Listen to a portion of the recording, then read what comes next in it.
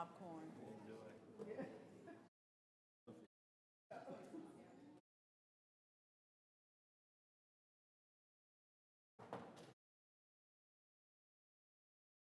And share.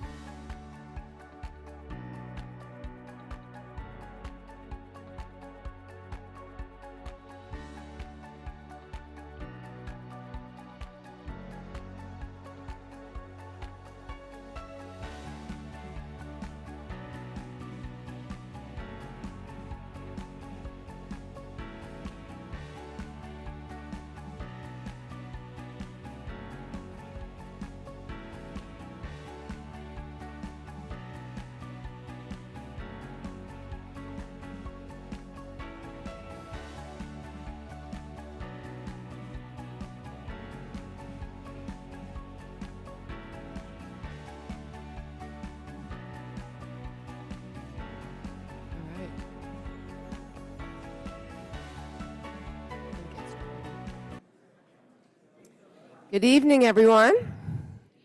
Good evening. Welcome to the Monday, March 25th, 2019 meeting of the Durham County Board of Commissioners.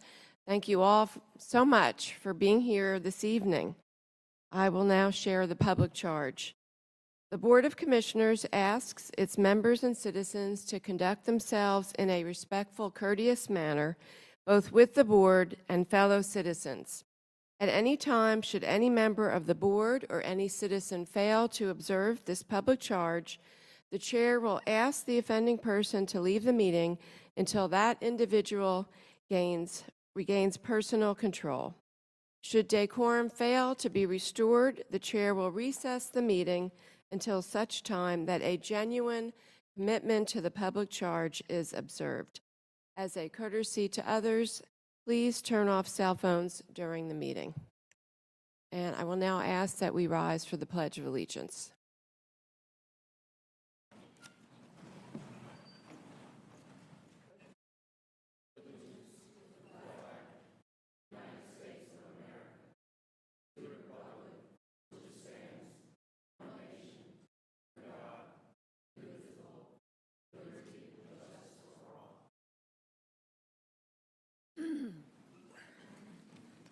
So first thing we have this evening is our 2019 State of the County Address.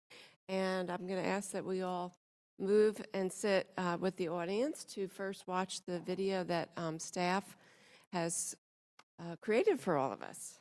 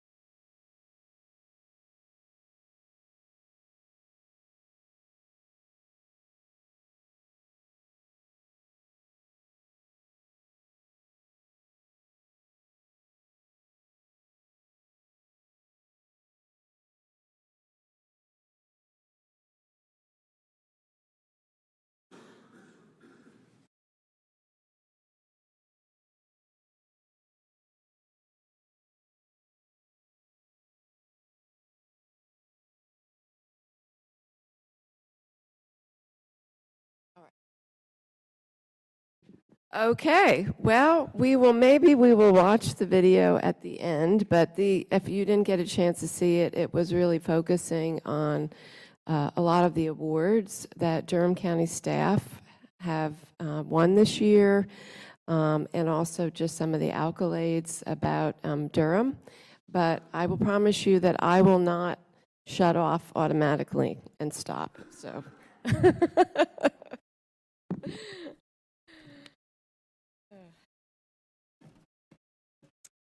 Well, welcome everyone to, and I'm going to see which is the right place for my mic here. Just right here? Okay. Welcome everyone to the State of the County Address. It is my honor to stand before you today as chair of the Durham County Board of Commissioners to bring you this message. Other than being the mother of 3 wonderful children, it is the highlight of my life to represent the people of Durham every day and put my heart and soul into doing my best for the people of our community. I am grateful to the people of Durham for this privilege of serving as your county commissioner. And I am grateful to our board for the privilege of serving in this leadership role. I want to recognize my esteemed fellow board members, Vice Chair James Hill, and Commissioners Heidi Carter, Brenda Howerton, and Ellen Reckow. I value the unique perspective, skills, and knowledge that you each bring to the work we do every day in the community we all love so passionately. I want to acknowledge our county manager, county attorney, general managers, chief of staff, clerk to our board, and all of our department heads and Durham staff for the incredible work you do to serve the people of our community. You are Durham County government. And I would just ask right now if all those categories of people, everybody who is part of Durham County government, if you could all please stand. Right.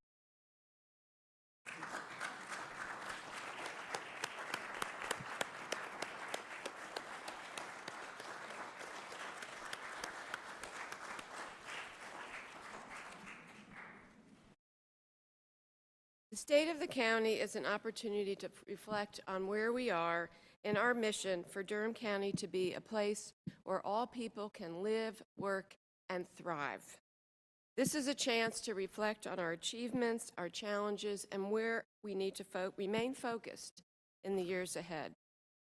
Events of the past several months and weeks around the Durham Orange Light Rail project have been challenging for our community. This project has been a focal point for the future of Durham and our region for many years and for many reasons. It is the heart of our strategy to provide an alternate type of highway, a high-capacity, accessible, reliable, environmentally friendly mode of transit as traffic congestion increases every day on our roads. It has been the centerpiece of our strategy to address the reality that 20 people move here every day. And over the next 30 years, we will need to figure out where 160,000 more people will live and how they too will get around. This project has been the focus of our land use planning for the past 15 years. We have smartly funneled almost half of our new residential, office, and commercial development into the light rail corridor. We've spent years detailing land use plans around the station areas to prioritize affordable housing and create walkable, high-density, mixed-use neighborhoods people like to live in. We have also looked to light rail as a tool to help us address underlying structural racial inequities. Many people in neighborhoods continue to suffer from the historic remnants of redlining and disinvestment, as well as the dislocation, destruction, and disconnection caused by 147. The light rail has been seen as a way to physically bridge the divide and create connectivity, bringing a major infrastructure investment to the doorsteps of North Carolina Central University and the Austin Avenue and Fayetteville corridors. We're seeing that gentrification and rising housing costs linked to the revitalization of downtown Durham and new economic opportunities are exacerbating inequities. When we think about the state of our county today and the great things happening in Durham, we must also face the harsh reality that 26% of our children are now living in poverty. 37% of Black children and 36% of Hispanic children, compared to 8% of white children. The child poverty rate is actually increasing in Durham during this period of overall economic growth. And while our overall poverty rate is decreasing, it is still above neighboring county, state, and national averages and disproportionately higher for people of color. White Durham residents are more likely than Black residents to own their home and get a mortgage, and almost a third of Black and Hispanic households have zero or negative net worth. The reason the light rail has been seen as a way to address poverty in Durham is because of the critical nexus between housing, jobs, and transportation. 2 out of every 3 permanent affordable Durham Housing Authority units will be footsteps from a light rail stop, a gateway to 90,000 good jobs within a 50-minute traffic-free commute. And why does this matter? Because 60% of these residents, mostly people of color, are currently unemployed. Plans for job training programs for the 20,000 construction, operations, and maintenance light rail jobs were underway. Affordable housing, affordable transportation, good-paying jobs. We need all 3 to create the conditions for shared prosperity. Studies show that Durham and Wake counties rank among the lowest 6% of counties in the United States for upward economic and social mobility, and that access to transportation to good jobs is the factor most highly correlated with a person's ability to move out of poverty. Transportation is freedom. Freedom to wake up every day and know you can go wherever you want to go. Durham must be a place where everyone has this freedom that many of us take for granted. Durham's ability to be the best place to do business, raise a family, or attend school will be determined by our ability to create shared prosperity. Racial equity trainings are an important first step that must be followed by structural, systemic change related to access to capital, education and job training, affordable housing and transportation, and good-paying jobs for all people in Durham. That is why so much has been at stake with the Durham Orange Light Rail project. And that brings me to another reason why the past few weeks have been so challenging for Durham County. Duke University is Durham's largest employer, with more than 35,000 jobs. Many residents work at the university or medical center. Duke was founded on and continues to benefit from the hard work and talent of Durham residents, just as Durham benefits in many ways from the university and medical center. Many people in our community are strongly connected to both Durham and Duke. People like me, who is a Duke alum, the mother of a Duke grad, and married to a Duke employee. The fates of Duke and Durham are inextricably intertwined. This is one of the reasons why the decision of Duke leadership to not be a partner in the light rail project has been so devastating. Indeed, in recent years, Duke's priorities have been aligned with Durham as a stakeholder in the revitalization of downtown, community health, and Durham public schools. In the coming weeks and months ahead, we will need to have community conversations about the relationship between Duke and Durham and how we will forge a new path forward. At this moment, the future of the Durham Orange Light Rail project is uncertain. But what is certain is that the need to manage our growth, sustain our economic development, and combat poverty and racial inequities must be our collective community focus and the foundation for any future plans. I am proud of the work the Durham County government is doing to create equity and shared prosperity in Durham. Our number one priority is our children. The most strategic investment we can make to combat intergenerational poverty is ensure all our children are ready to learn by the time they start kindergarten at age 5. Research has shown that by this time, most of the critical pathways for learning in the brain have been set. That is why the hallmark of Durham County's work over the past year is our first steps to create our groundbreaking Durham Pre-K program. Our board could not be more proud of this effort, which is like no other early childhood education program in the United States.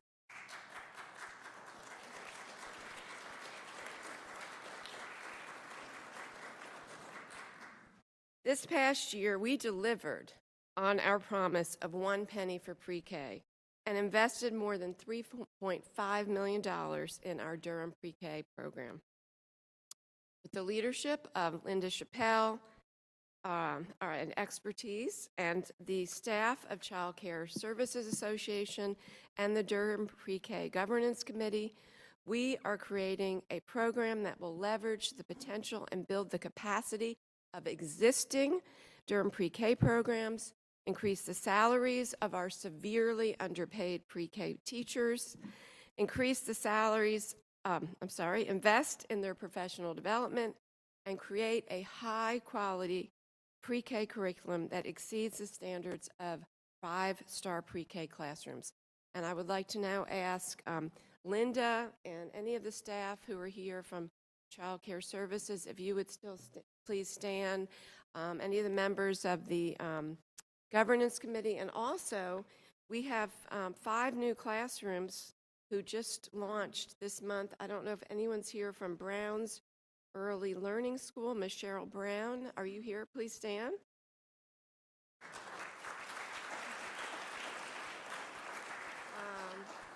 And also Child Care Network number 57, Ms. Chanel Davis. I don't know if she's here.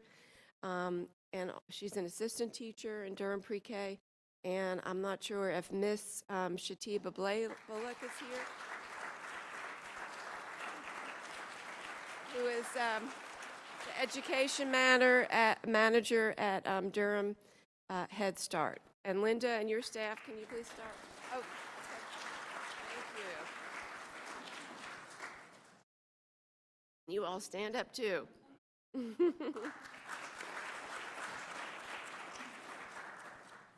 To date, we have 18 provider sites who have entered the technical phase of our expansion, 13 pre-K classrooms that are in our pipeline to open as Durham pre-K sites in August 2019, and 5 classrooms officially opening as Durham pre-K programs this month, which we just acknowledged.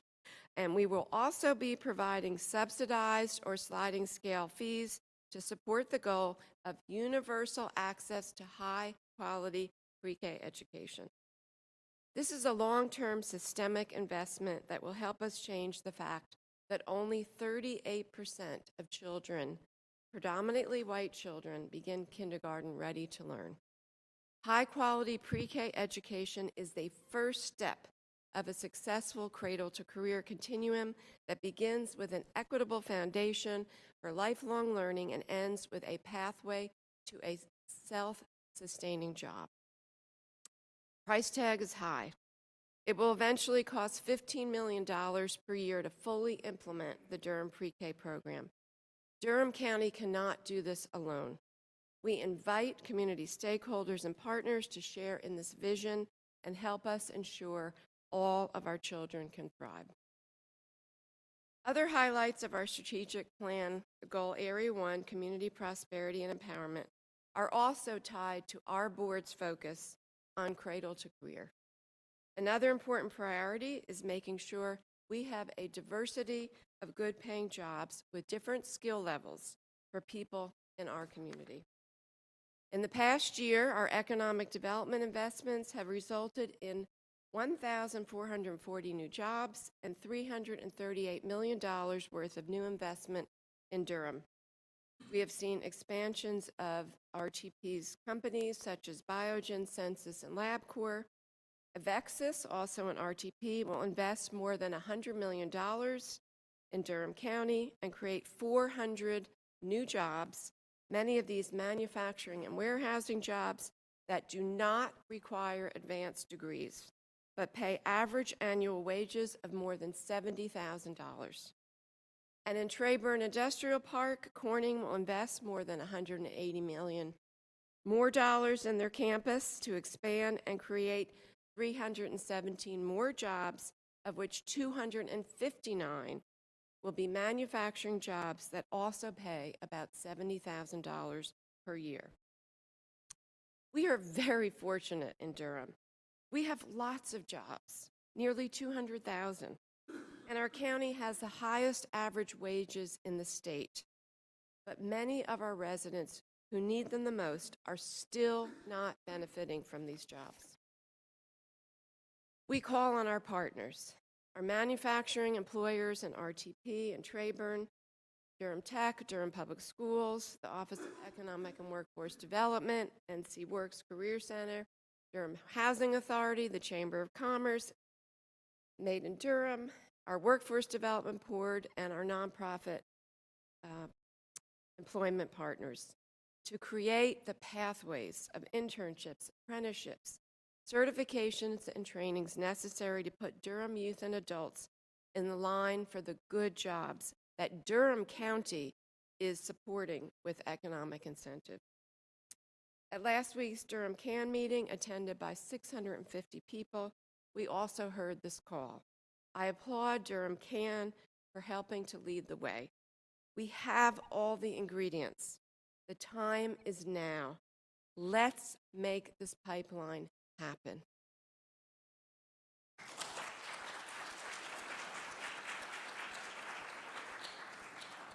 Supporting another ingredient in our Cradle to Career continuum, Durham County is proud to fund Durham Tech's rebranded College Promise program that offers every Durham High School graduate a $2,000 scholarship, which covers most of the cost of attending 2 full years at Durham Tech.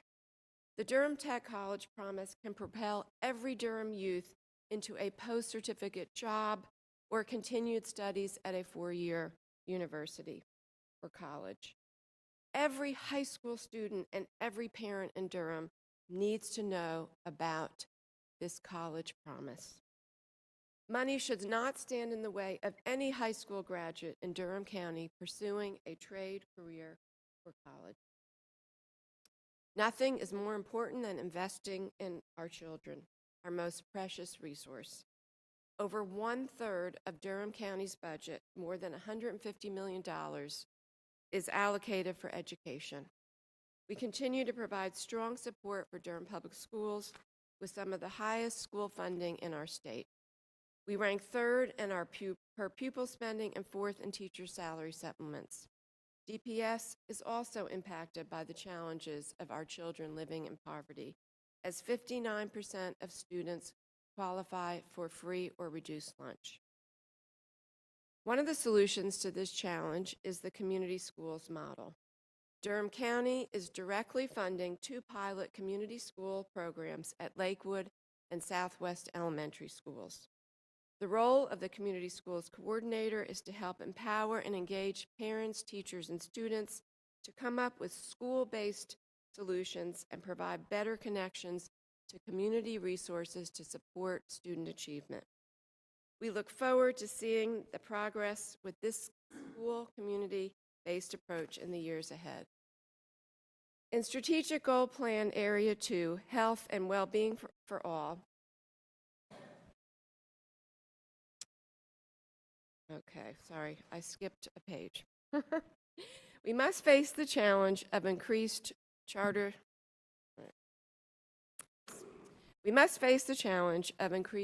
school enrollments, declining DPS school populations, and the need for redistricting to make best use of existing capacity and associated efficiencies in school operations. In our upcoming capital improvement plan and budget process, Durham County will need to look at strategies to address additional funding needed for a new or renovated Northern High School and a new elementary school in South Durham, where residential and school-age population is growing. Our demographics show that we have the highest population of 24 to 34-year-olds in the Triangle region. We encourage young families to choose to send their school kids to DPS. There are great things happening in so many of our schools. And we know that our public schools, our community, and our society is strongest when children of all backgrounds, income levels, and races go to school and learn together.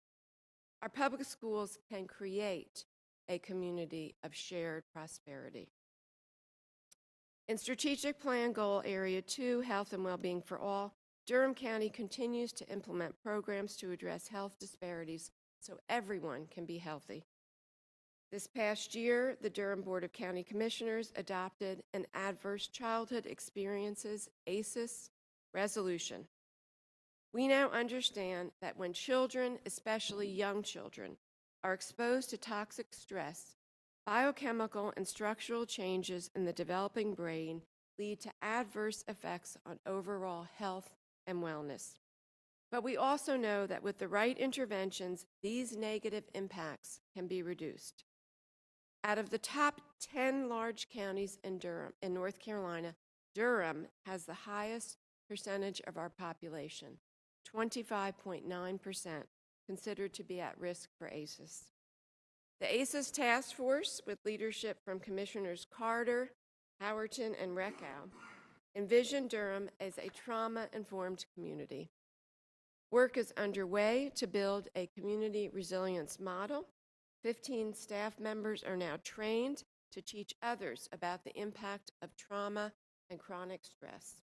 This coming Thursday is a county-wide convening for a trauma-informed community training. County-supported programs such as Read Out and Read provides ACEs screening for mothers, babies, and children with connections to support services. Similar to state and national trends, Durham's rising foster care population seems to be an alarming symptom of issues like ACEs, poverty, mental illness, and substance use. We currently have 309 children in foster care, with 61 of these children eligible for legal adoption. Durham residents have opened their hearts, and we now have a record number of 108 licensed foster homes. But this is still not enough to meet the urgent need. In fact, we spent more than $3.8 million on our foster care children last year, more than our Durham pre-K program. A special appreciation to our Department of Social Services Director Dan Rose and DSS staff who are on the front lines helping people in crisis every day. This year, we celebrate DSS's proud legacy, 100 years of providing compassionate care to Durham citizens since 1919. And if we have any of our DSS staff here tonight, can you please stand and be recognized? Jovetta, I see you.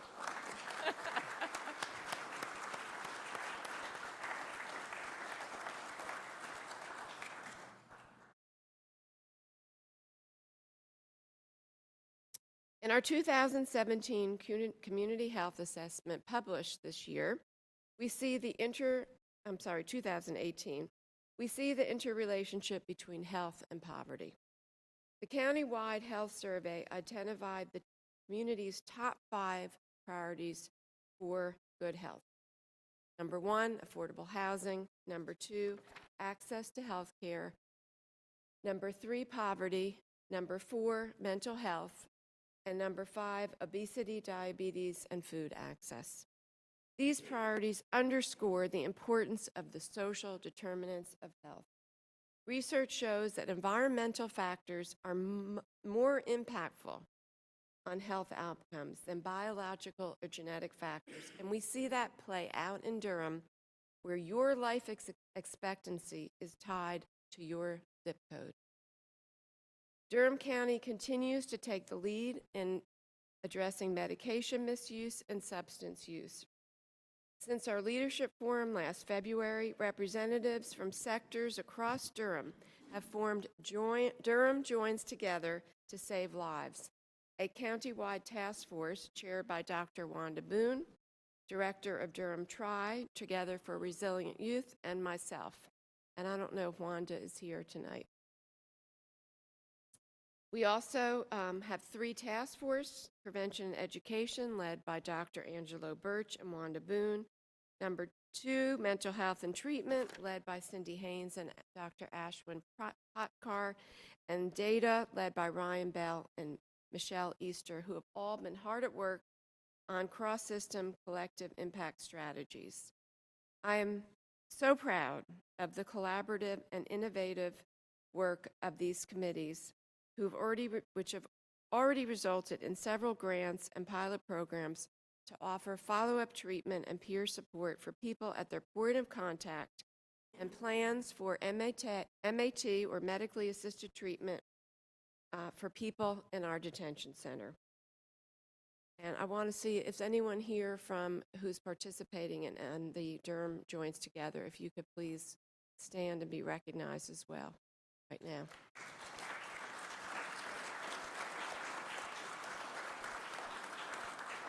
I see some people who are not standing, but that's okay.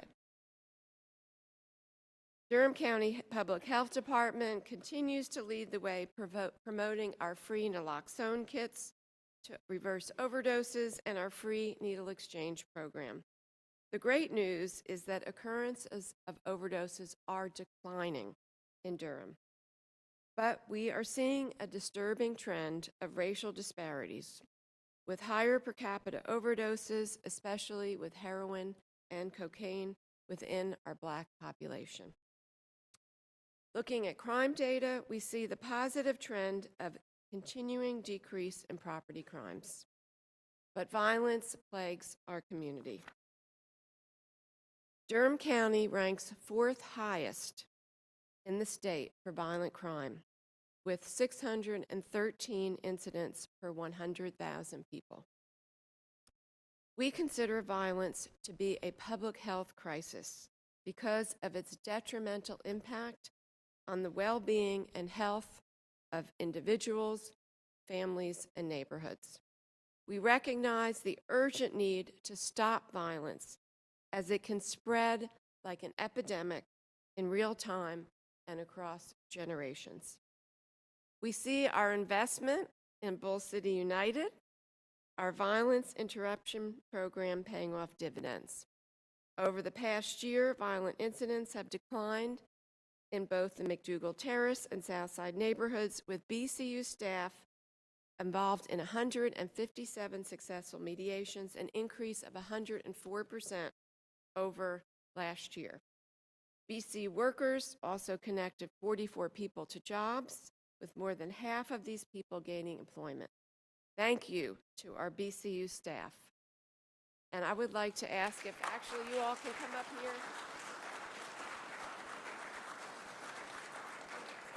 Got a number of our BCU staff here with us tonight.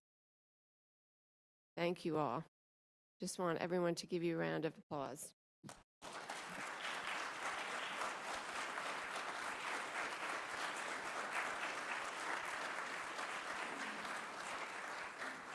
Noted by a Department of Justice violent crime expert speaking in Durham several years ago, the best way to stop a bullet is a job. Thank you.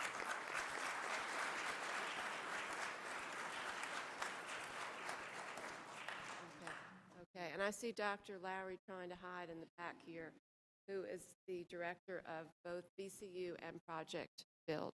Thank you. Our children and our elderly are our most vulnerable populations. Like the rest of our state, nation, and world, Durham's senior population is growing. This is a demographic trend we must plan for and address right now. I am proud to report that we have made great progress over the past year. Last spring, Durham City and County partnered in a livability index self-assessment to just see how age-friendly we are. We did well on 79 out of 121 factors, covering areas such as housing, transportation, healthcare, and supportive services. But with an overall score of 65%, we have a lot of work to do. We have taken the next steps to pursue official designation by AARP and the World Health Organization as an age-friendly community. And I'm very excited to share that today we actually got our official certificate from AARP, from the director, the national director of the Age-Friendly Community Program. And this certificate is valid until February 1st, 2021. So we have the clock is ticking.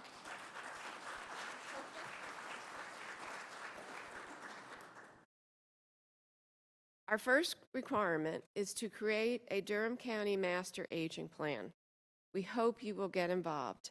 Just today, we had a public convening to get community input and engagement, and it was awesome. We had, I don't know, a lot of people. How many people would you say? Over more than 100 people who showed up and spent the whole day. And I will say that the convening started in the morning with a racial equity training, and the director of the statewide effort of AARP, Age Friendly Community, she acknowledged that Durham is probably the first place in the entire world that has started their age-friendly community process with a racial equity training. So Durham should be proud. A community advisory committee is being formed. Please stay tuned on how you can participate in this exciting and important plan. Our public health department is synonymous with one person. And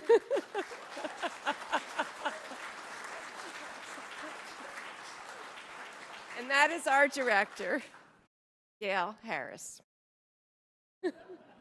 She looks exactly the same.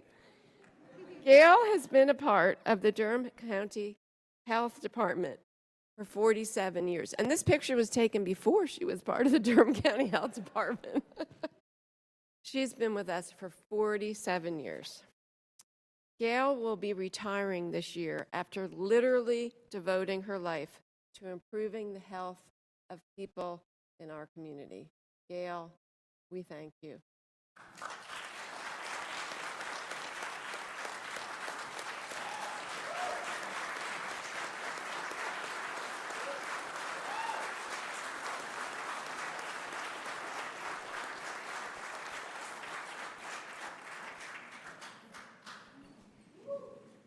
It's hard to get mad at somebody leaving after 47 years, right?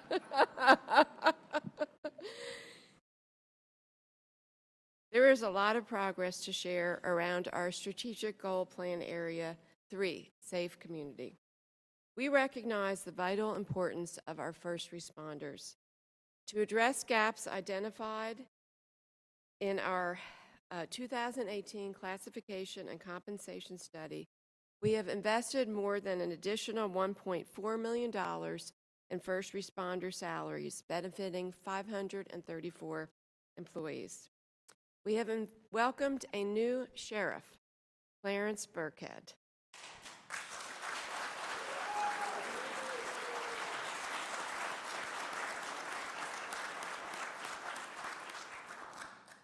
Who is partnering with others to reduce our overall jail population and focus on those charged with violent crimes who are considered risks to the safety of our community. I'm proud to report that the current population of our detention center is at a record low of 384 detainees.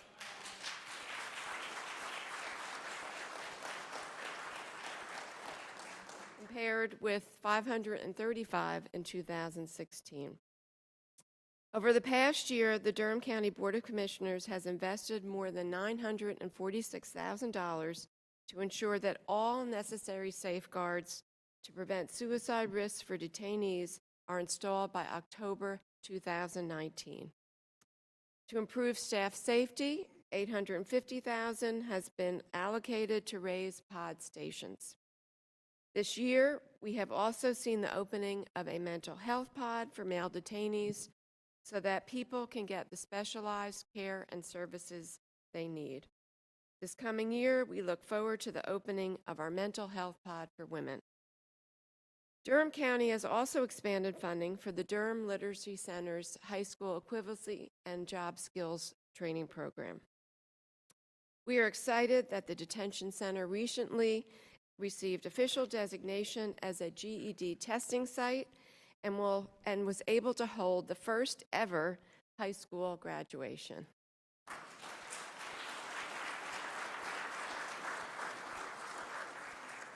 Our board hopes to see more of these celebrations and this type of programming in the years ahead, so that even when residents are in our detention center, they have opportunities for education and job training.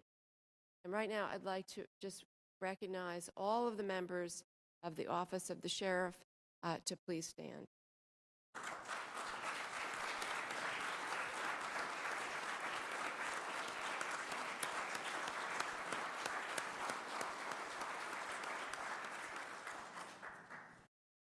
Thank you.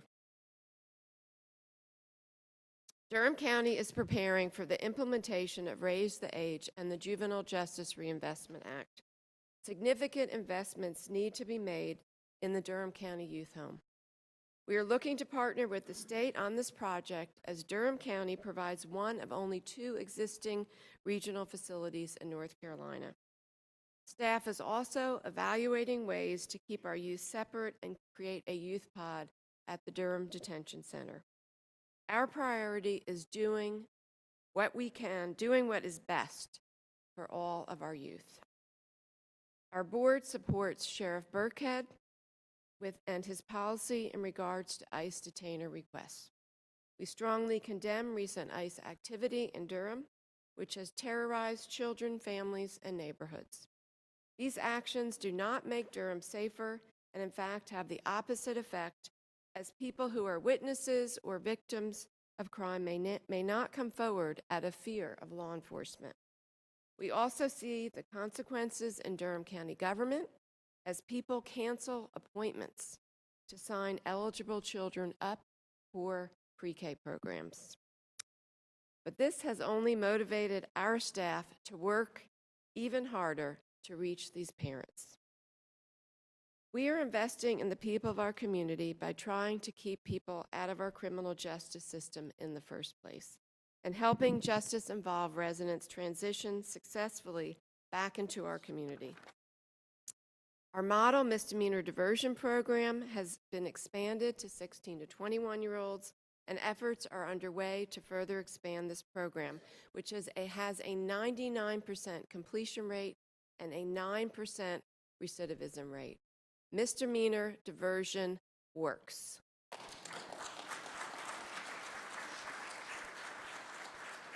Our award-winning court reminder texting service, an innovative collaboration between our IT department and our Criminal Justice Resource Center, helps keep people from being arrested for failure to appear in court by sending participants court appearance reminders 72 and 42 hours in advance of court dates.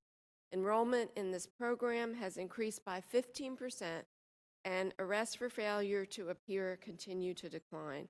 And I just want to ask if any members of our IT department, our director, CJRC, you all could please stand. We recognize.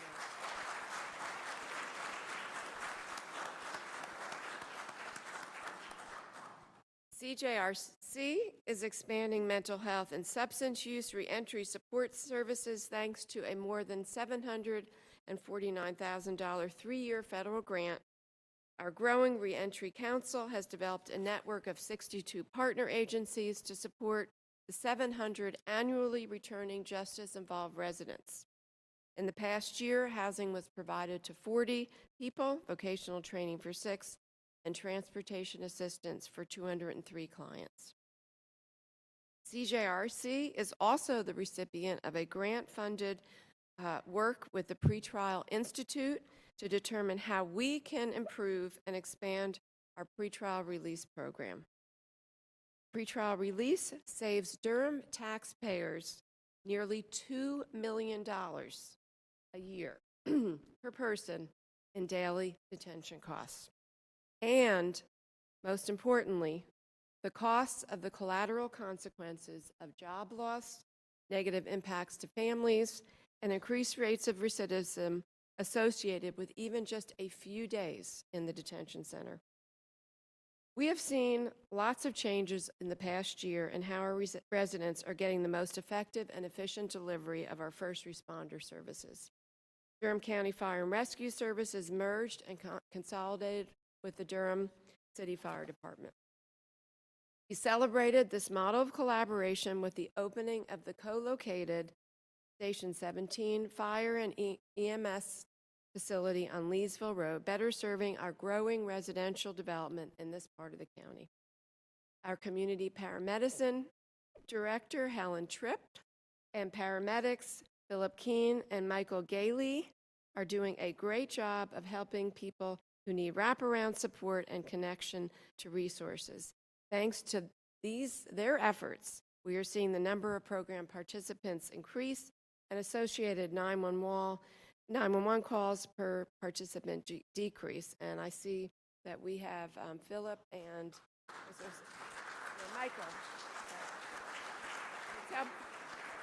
Oh, we're all here. Michael and Philip, they're both here.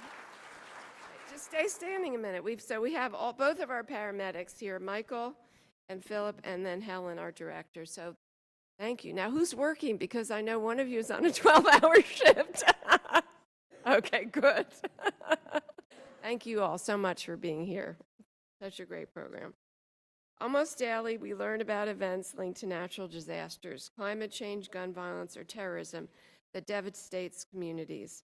Jim Groves and Durham County Emergency Management staff are helping us prepare and recover from potential future events with a $932,000 grant-funded complex coordinated terrorist attack regional plan, as well as a grant-funded cross-agency Durham County emergency plan. The staff of our Emergency Operations Center did an incredible job responding to Hurricanes Florence and Michael this past year. Kudos to all Durham residents who signed up for Alert Durham and DSS staff who did an amazing job operating our emergency shelters. And I'd like to recognize any of our emergency management staff and members of the EOC and our EMS staff as well that I didn't recognize before. Everyone, if you would also please stand.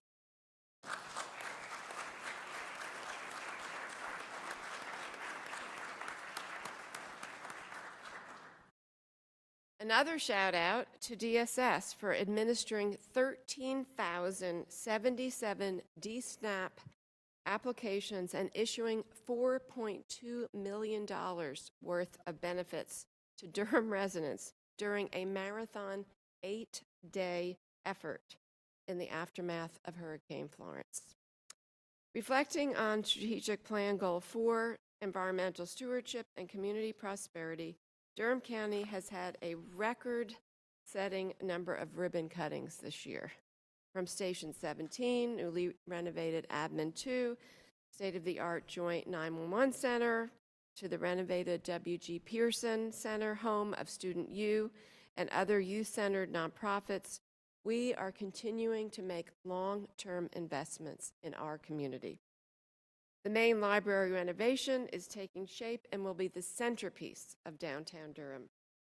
We are moving ahead with improvements to Durham County Annex, EMS Facility 1, Durham County Memorial Stadium, a new convenience site in northern Durham, and upgrades to our other convenience sites. We have also made significant investments in our award-winning Triangle wastewater treatment plant that supplied 110.7 million gallons of reused water to companies in RTP and turned 600 million 600 million wet pounds of biosolids into usable compost. So I want to acknowledge, I don't know if anyone is here from our Triangle wastewater plant, but these people do not get the acknowledgement they are due. Another milestone this past year, our board revised our contract with the RTP Foundation for our $20 million investment in public amenities and infrastructure in the redevelopment and re-envisioning of the 100-acre Parkcenter project at 54 and Davis Drive. This project will transform the Park Center into a work, live, play environment and bring in more than $1 billion worth of investment into Durham County and create more than 5,900 jobs. The Durham County Board of Commissioners made a historic decision this past year with our commitment to create affordable and workforce housing in downtown Durham. Community engagement and input, plus expertise from the Development Finance Institute, helped us assess how to maximize the 300 and 500 Main Street parking lots for community benefits. The result is a plan for mixed-use development projects that will include a minimum of 277 affordable units. The RFQ process for public-private partnership is underway, and a special thank you to Terry Manns for providing leadership over these and many other projects. And I'm not sure if Perry, oh, there you are, Perry. Thank you, Perry. Finding ways we can address the urgent need for affordable housing is a priority for our board.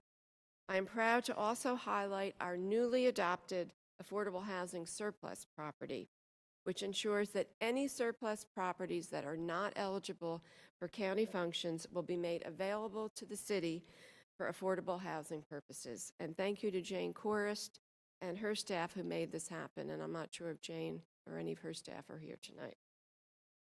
We can also see and feel the impacts of climate change around us.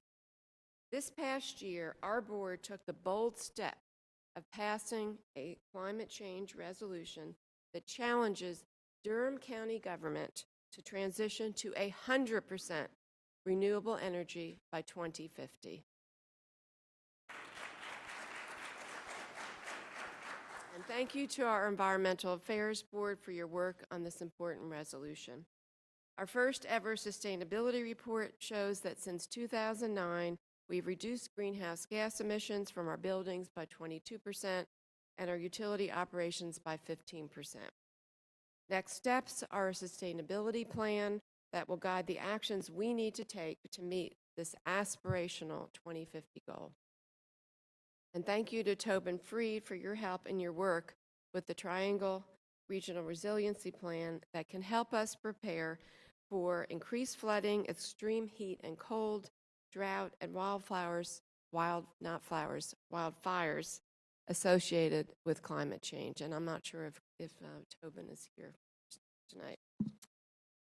In Strategic Goal Plan Area 5, Accountable, Efficient, and Visionary Government, Durham County staff are rolling out our online quarterly reports and Data DCO NC, an interactive dashboard portal that will make Durham County performance data more visual, accessible, and user-friendly.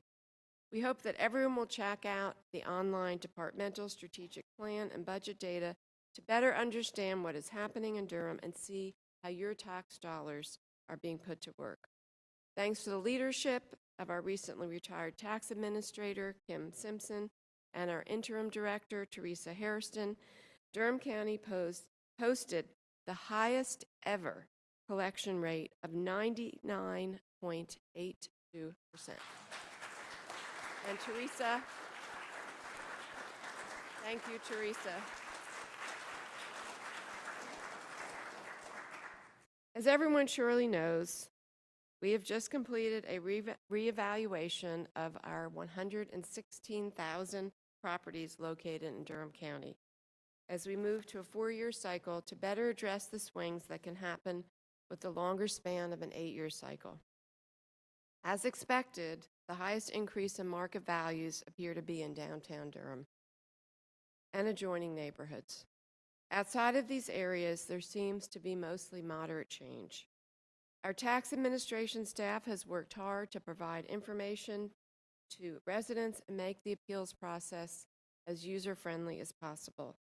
Property owners can still file appeals of their property value through May 3rd, 2019, and our board will set the new tax rate as part of the budget process in June. The recently released 2018 Customer Satisfaction Survey is one of our report cards. We are happy to see improvement in all areas of resident satisfaction interacting with Durham County government. Congratulations to our more than 2,000 county employees for this achievement. Durham County outranks other large counties we are benchmarked with in the United States as a great place to live, work, visit, raise children, and retire.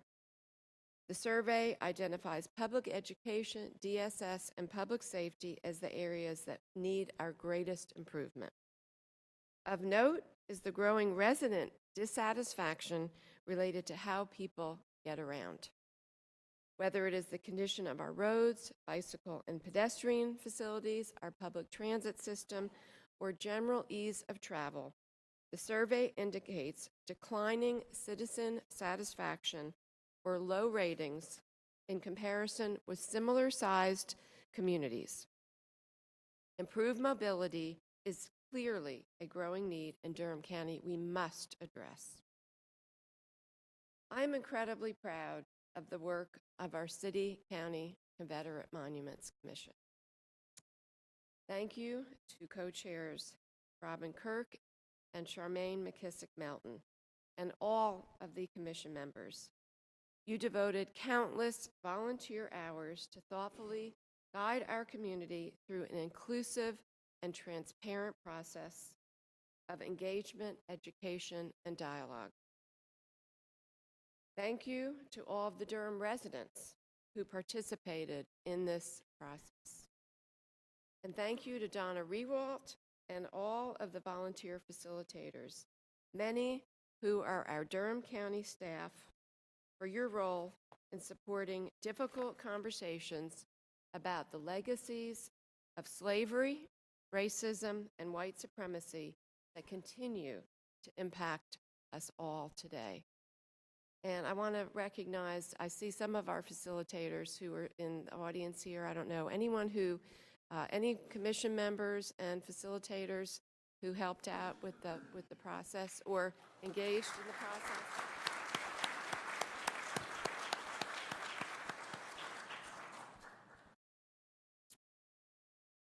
I believe that the challenges we face today can strengthen our community and our resolve for Durham to be a beacon in the South, the beloved community, and a place where shared prosperity and racial equity are not just taglines, but guide policymaking and strategic investments. The words emblazoned on the Durham County Health and Human Services building are our challenge and our truth. Durham's vitality is built upon the health of our residents and the capacity of our community to foster and enhance the well-being of every citizen. Durham has tremendous strength.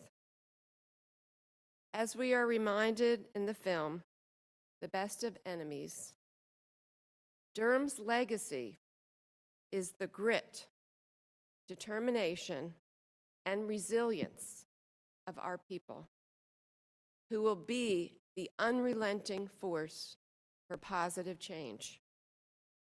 Thank you.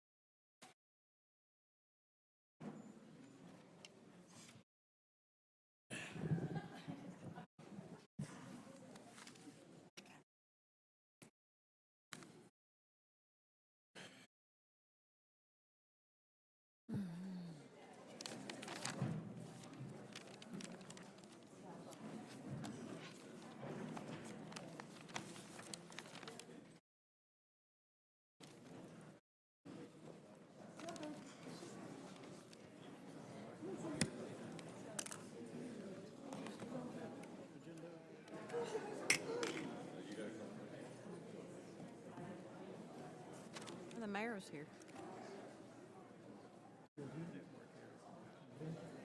Oh, You gonna network? I've got mine. I got mine.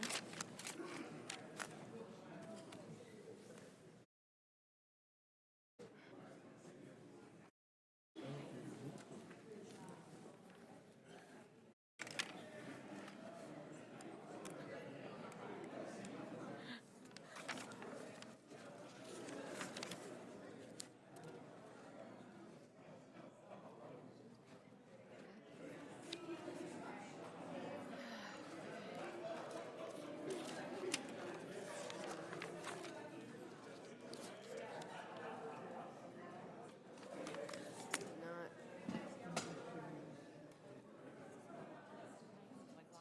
With. You get yours? Network here. Weird.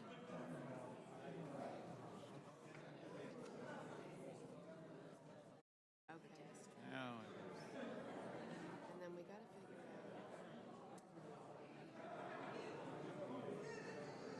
They're recommending.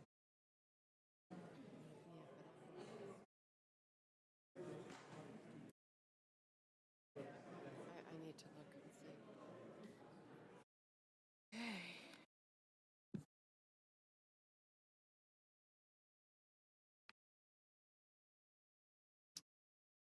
Okay.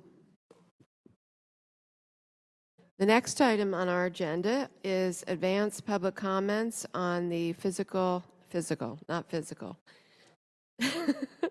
fiscal year 2019-20 budget. And we have one person signed up to speak, Dennis Garrett. And is Dennis still here? I know he was here earlier. Maybe he has left. Okay. Okay. Well, hopefully he will come back at another time to share his comments.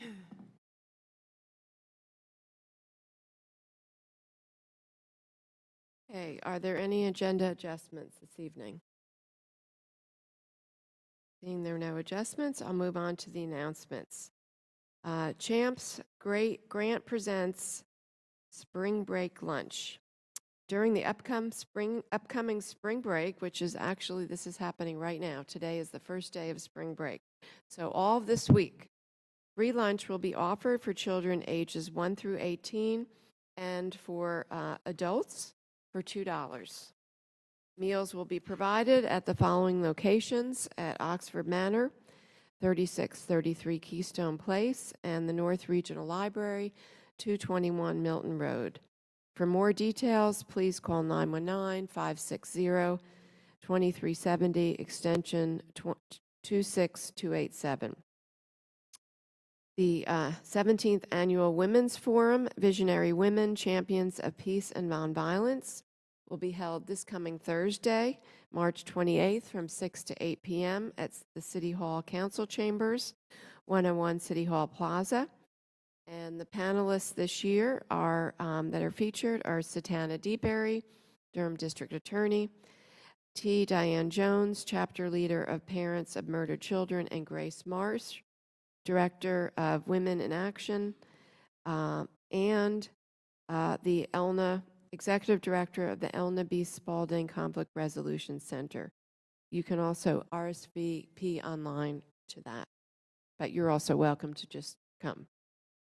The Durham 4-H Club Open House is on April 5th from 6 to 8 p.m. at Cooperative Extension, 721 Foster Street, for an evening of fun games and light refreshments, and getting to know the Durham County 4-H Teen Council. Registration is required for this event. Please call 919-560-8295. My Brother's Keeper, MBK, Durham Mini Grant Program, is accepting applications, and we're going to discuss that more on our agenda tonight. Great opportunity. The application deadline is April 12th at midnight, and you can find out more about that as well online. 2019-20 Durham pre-K kindergarten programs are now enrolling. Your 4-year-old may be eligible to attend either Durham County's NC Pre-K program, the Durham Pre-K, or Durham Public Schools Pre-K program. For more information or to apply, please do one of the following. You can call 919-314-6813 to set up an appointment starting now through May 16th. You can also walk in at the East Durham Children's Initiative at 2101 Andrew Avenue between 11 and 2 on April 1st, 15th, or 29th, or from 4 to 6 p.m. on April 2nd, 16th, or 30th.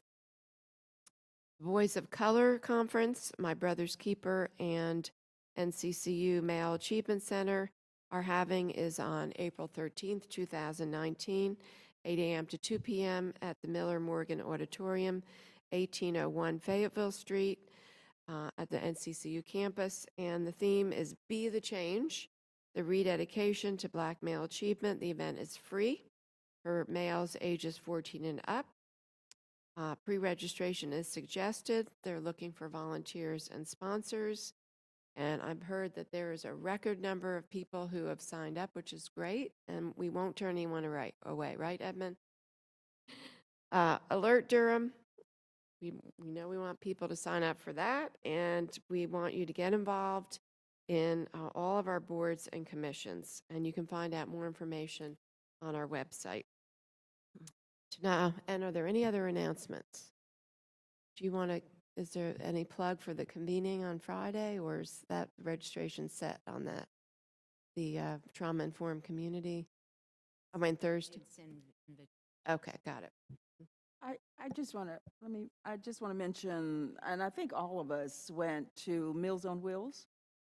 I think it was a, what did she call it? Elected official day for champions.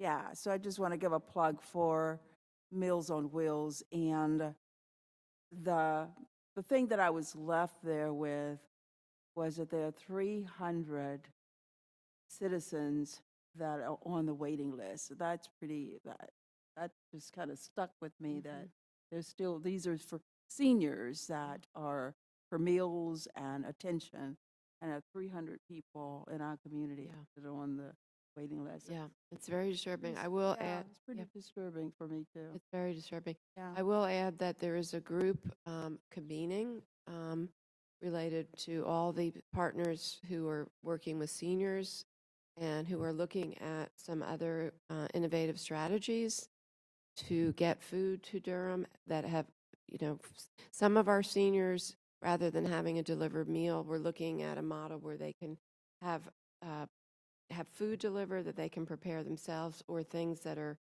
pre-prepared for them to. So there are people that are convening because of the waiting list. We have our minutes from the February 25th, 2019 session. I just had a question about one thing on the minutes. I mean, I'm ready to approve the minutes, but I have a question about the process for how we make appointments to our commissions, and am wondering if it turns out that only 2 commissioners actually vote for one, vote for the person, and 2 is the highest vote that any one person gets. And that happened, I think, in this set of minutes for the Women's Commission. So basically, the vote was very split among the 5 of us, and 2 of us did vote for the same person. But then it just means that we've appointed somebody with only a vote of 2. And I just wondered if that's a typical. If that happens, is there some secondary process that kicks in? That doesn't happen very often, but you can definitely, if you all choose, you can definitely amend your rules to make anything over 3 the rule of the day. Okay. And so you can definitely do that. It struck me when I read it. I was actually going to call you about it when I had a chance, because I agree with Heidi. It seems not quite right for someone to be appointed with just Mhm. Yeah. because it doesn't show majority. Well, from this point forward, what So- we can do, and if you Yeah. want to take it up at a work session or Yeah. however you want to do it, Mhm. if we ever run into that situation again, I can just tell you that that's the situation. But then what are you going to do? You're going to, We can always revote or wait till, Yeah. delay it. Yeah. So do we need to amend our policy then? I think it's a good idea Okay, that you do that. probably. Okay, so what we'll do is, though, if we could ask you and staff to work on, and Monica to work on a revision Mhm. of the rules and bring that to an upcoming work session. Okay, Will do. thank you, Commissioner Carter. Okay, so we had moved by Commissioner Recco. Did you second it? Second. Okay, seconded by Commissioner Carter. All those in favor, please say aye. Aye. Any opposed? And the minutes are unanimously approved. We have a number of ceremonial items tonight, and I know we have Dravetta Whitfield here from our DSS, and I don't know if we have any other staff. Dravetta, are you just here all by yourself? So, and this is a proclamation for National Professional Social Work Month, and I'm going to read it, and then we'd love to hear some comments from you, Dravetta. Durham Board of County Commissioners Proclamation, National Social Work Month 2019. Whereas the social work profession is dedicated to enhancing well-being and helping meet the basic needs of all people, especially those who are vulnerable, oppressed, and living in poverty. And whereas this year's Social Work Month theme, Elevate Social Work, embodies the need to recognize the extraordinary contributions of the profession to our society. And whereas the social work profession is expected to grow faster than average over the next 7 years, with more than 682,000 people expected to be employed as social workers by 2026, and where social workers elevate and empower people, giving them the ability to solve problems, cope with personal roadblocks, and get the resources they need to succeed. And whereas the social work profession is deeply woven into our society, with social workers active in government, schools, universities, social service agencies, communities, corporations, the military, and in healthcare and mental health care settings. Where social workers are the largest group of providers and mental health services in the United States, and the U.S. Department of Veterans Affairs is one of the largest employers of social workers holding advanced degrees. Where social workers travel across the nation and world to help people in crisis, helping them overcome issues such as death and grief, epidemics, environmental pollution, and natural disasters such as wildfires, hurricanes, and floods. Where social workers for decades have been in the forefront of social justice, pushing for equal rights for women, African Americans, Latinos, people who are disabled, and people who are LGBTQ, and various ethnic, cultural, and religious groups. Whereas the social work profession for more than a century has been on the cutting edge of helping create changes to make our society a better place to live, including voting rights, improved workplace safety, a minimum wage, and social safety net programs that ameliorate poverty and hunger. Where social workers stand ready to help our society overcome current pressing issues, including equal rights for all, the need for improved availability of health care and mental health services, immigration reform, voting rights, and the environmental impact of global warming. Now, therefore, it be resolved, I, Wendy Jacobs, Chair of the Durham Board of County Commissioners, and on behalf of the Durham County Board of Commissioners, do hereby proclaim March 2019 as National Social Work Month in Durham County, North Carolina, and call upon all citizens to join the National Association of Social Workers and Durham County Department of Social Services in celebration and support of the social work profession. This 25th day of March 2019, Wendy Jacobs, Chair, Durham Board County Commissioners. Thank you, Dravetta, and certainly tonight I touched on exactly some of the things that reflected in this proclamation. So thank you for being here tonight. Thank you, Commissioner Jacobs and all commissioners assembled. and to the audience and to the community. I stand before you tonight on behalf of the social workers at Durham County Department of Social Services, and there are about 200 of us. Just to say thank you for the opportunity to elevate us and congratulate us for the work that we are doing and to recognize what we're doing in the Durham community and with our Durham citizens. The sheroes and the heroes is what we call ourselves. We have been elevating and advocating and empowering Durham citizens now for 100 years. You heard earlier that Durham County Department of Social Services is celebrating 100 years, and social workers at DSS have been in the community, knocking on the doors, serving, volunteering, showing up, and elevating the citizens. And we do appreciate all that you have done to continue to recognize the work that we are doing, not just at DSS, but also in the community, because social workers are everywhere. They're in your health community, they're in your schools, they're at your veterans centers, they're in your grassroots community, they are helping to eradicate homelessness and poverty. So again, we thank you for acknowledging us and elevating the social workers of Durham County. Thank you. Thank you, Jovetta. And Commissioner Recco?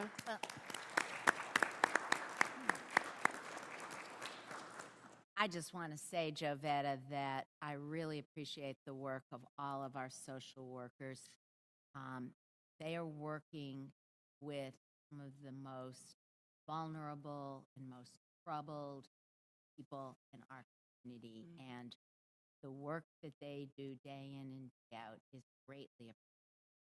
And I want to thank you personally for being with us the past 2 years as we've planned to address adverse childhood experiences in our community, and working to also train the social workers in our department so that they can be more resilient as they deal with it, and be able to address the needs of children and families who have experienced trauma, two-sided coin. And I greatly appreciate you taking the time to work on this story. Thank you. Thank you. So that, All I need to say is just ditto. so Jovetta, if you would come forward and receive this proclamation.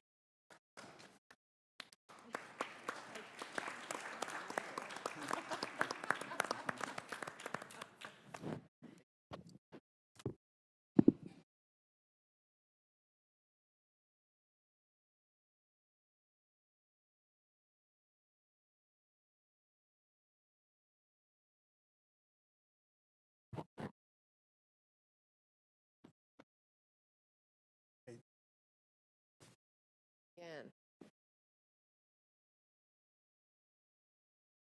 Okay, we also have a proclamation for the crop walk, and we have Karen Johansson here, coordinator of Durham Crop Walk. Thank you so much for being here with us, Karen. And Commissioner Carter is going to read the proclamation, then we'd love to hear more from you. Durham Board of County Commissioners Proclamation Crop Hunger Walk 2019. Whereas 50 years ago, at the end of World War II, American citizens wanted to share our country's abundance with European war victims. And CROP's first purpose was to gather wheat and other crops donated by U.S. farmers and send to Europe on friendships. And whereas today the Durham Crop Hunger Walk has become an important part of community life, bringing together people of different faiths, socioeconomic levels, cultures, and ages to provide local and international hunger aid. And whereas in the last 44 years, the Durham Crop Hunger Walks have raised over $4.4 million that helped and brought hope to people in need here in Durham and around the world. And whereas the Durham Crop Hunger Walk has awarded more than $1 million to local hunger fighting agencies that include the 2018 recipient agencies, Meals on Wheels, Urban Ministries, Housing for New Hope, Double Bucks for SNAP, Threshold Clubhouse, Food Bank of Central and Eastern North Carolina, Families Moving Forward, Open Table Ministries, Partners for Youth Opportunity, St. Andrew's Society, Antioch Builds Community, and Mount Calvary UCC Food Pantry. And whereas the Durham Crop Hunger Walk raised $158,800 in 2018. And whereas the Durham Crop Hunger Walk is the oldest fundraising walk in North Carolina and will hold its 45th annual Crop Hunger Walk on Sunday, April 7th. And whereas the Durham Crop Hunger Walk helps the community become aware of hunger issues and gives community members the opportunity to be part of the solution. And whereas the Durham Crop Hunger Walk is the largest crop walk in the nation out of more than 800 walks, demonstrating the tremendous compassion and dedication of Durham citizens. And whereas Durham Crop Hunger Walk continues to successfully raise funds to end hunger one step at a time. Now, therefore, be it resolved, I, Wendy Jacobs, Chair of the Durham Board of County Commissioners, and on behalf of the Durham Board of County Commissioners, do hereby proclaim Sunday, April 7th, 2019, as Durham Crop Hunger Walk Day in Durham, North Carolina, Durham County, North Carolina. This is the 25th day of March, 2019. Thank you so much, Commissioner Carter, for reading that. And Karen, and also we have somebody here, it looks like, important person with you, so love to hear your... I have Annette Reed from Meals on Wheels, who is an active member of our steering committee. And so thank you, Madam Chair, Commissioners, staff, Durhamites, for having us. And yes, we're here to celebrate the Crop Walk, but the Crop Walk is really about celebrating Durham, because it really is a great example of all of Durham coming together to make a difference, to change lives. We have raised over $1 million that's gone directly to the Durham community fighting hunger, to Meals on Wheels, who was our first recipient. The seed money that started up Meals on Wheels came from the first crop walk in Durham. So they've been with us for a long time. We have a lot of partner agencies in Durham that make this possible.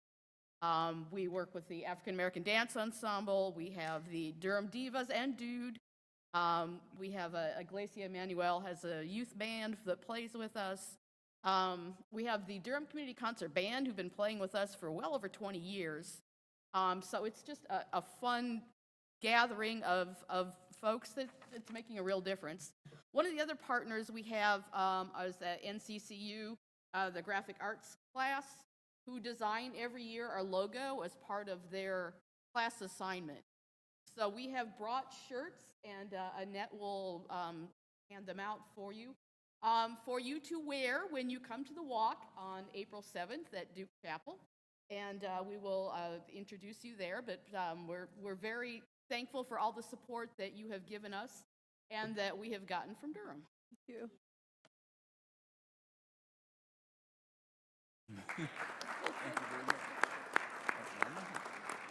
Well, thank you, Karen. And these shirts are just, I have to hold them up because this is just gorgeous. I mean, every year that the artwork is just amazing. It's really amazing. And name tag is covering up, but I love the multicolored corn. It's great. So thank you. And we appreciate you coming every year and filling up our, providing us with these great T-shirts, but also just your leadership for this. It's such an important part of the Durham community every year. So thank you. And we all look forward to it. Thank you. And Karen, yeah, we have a...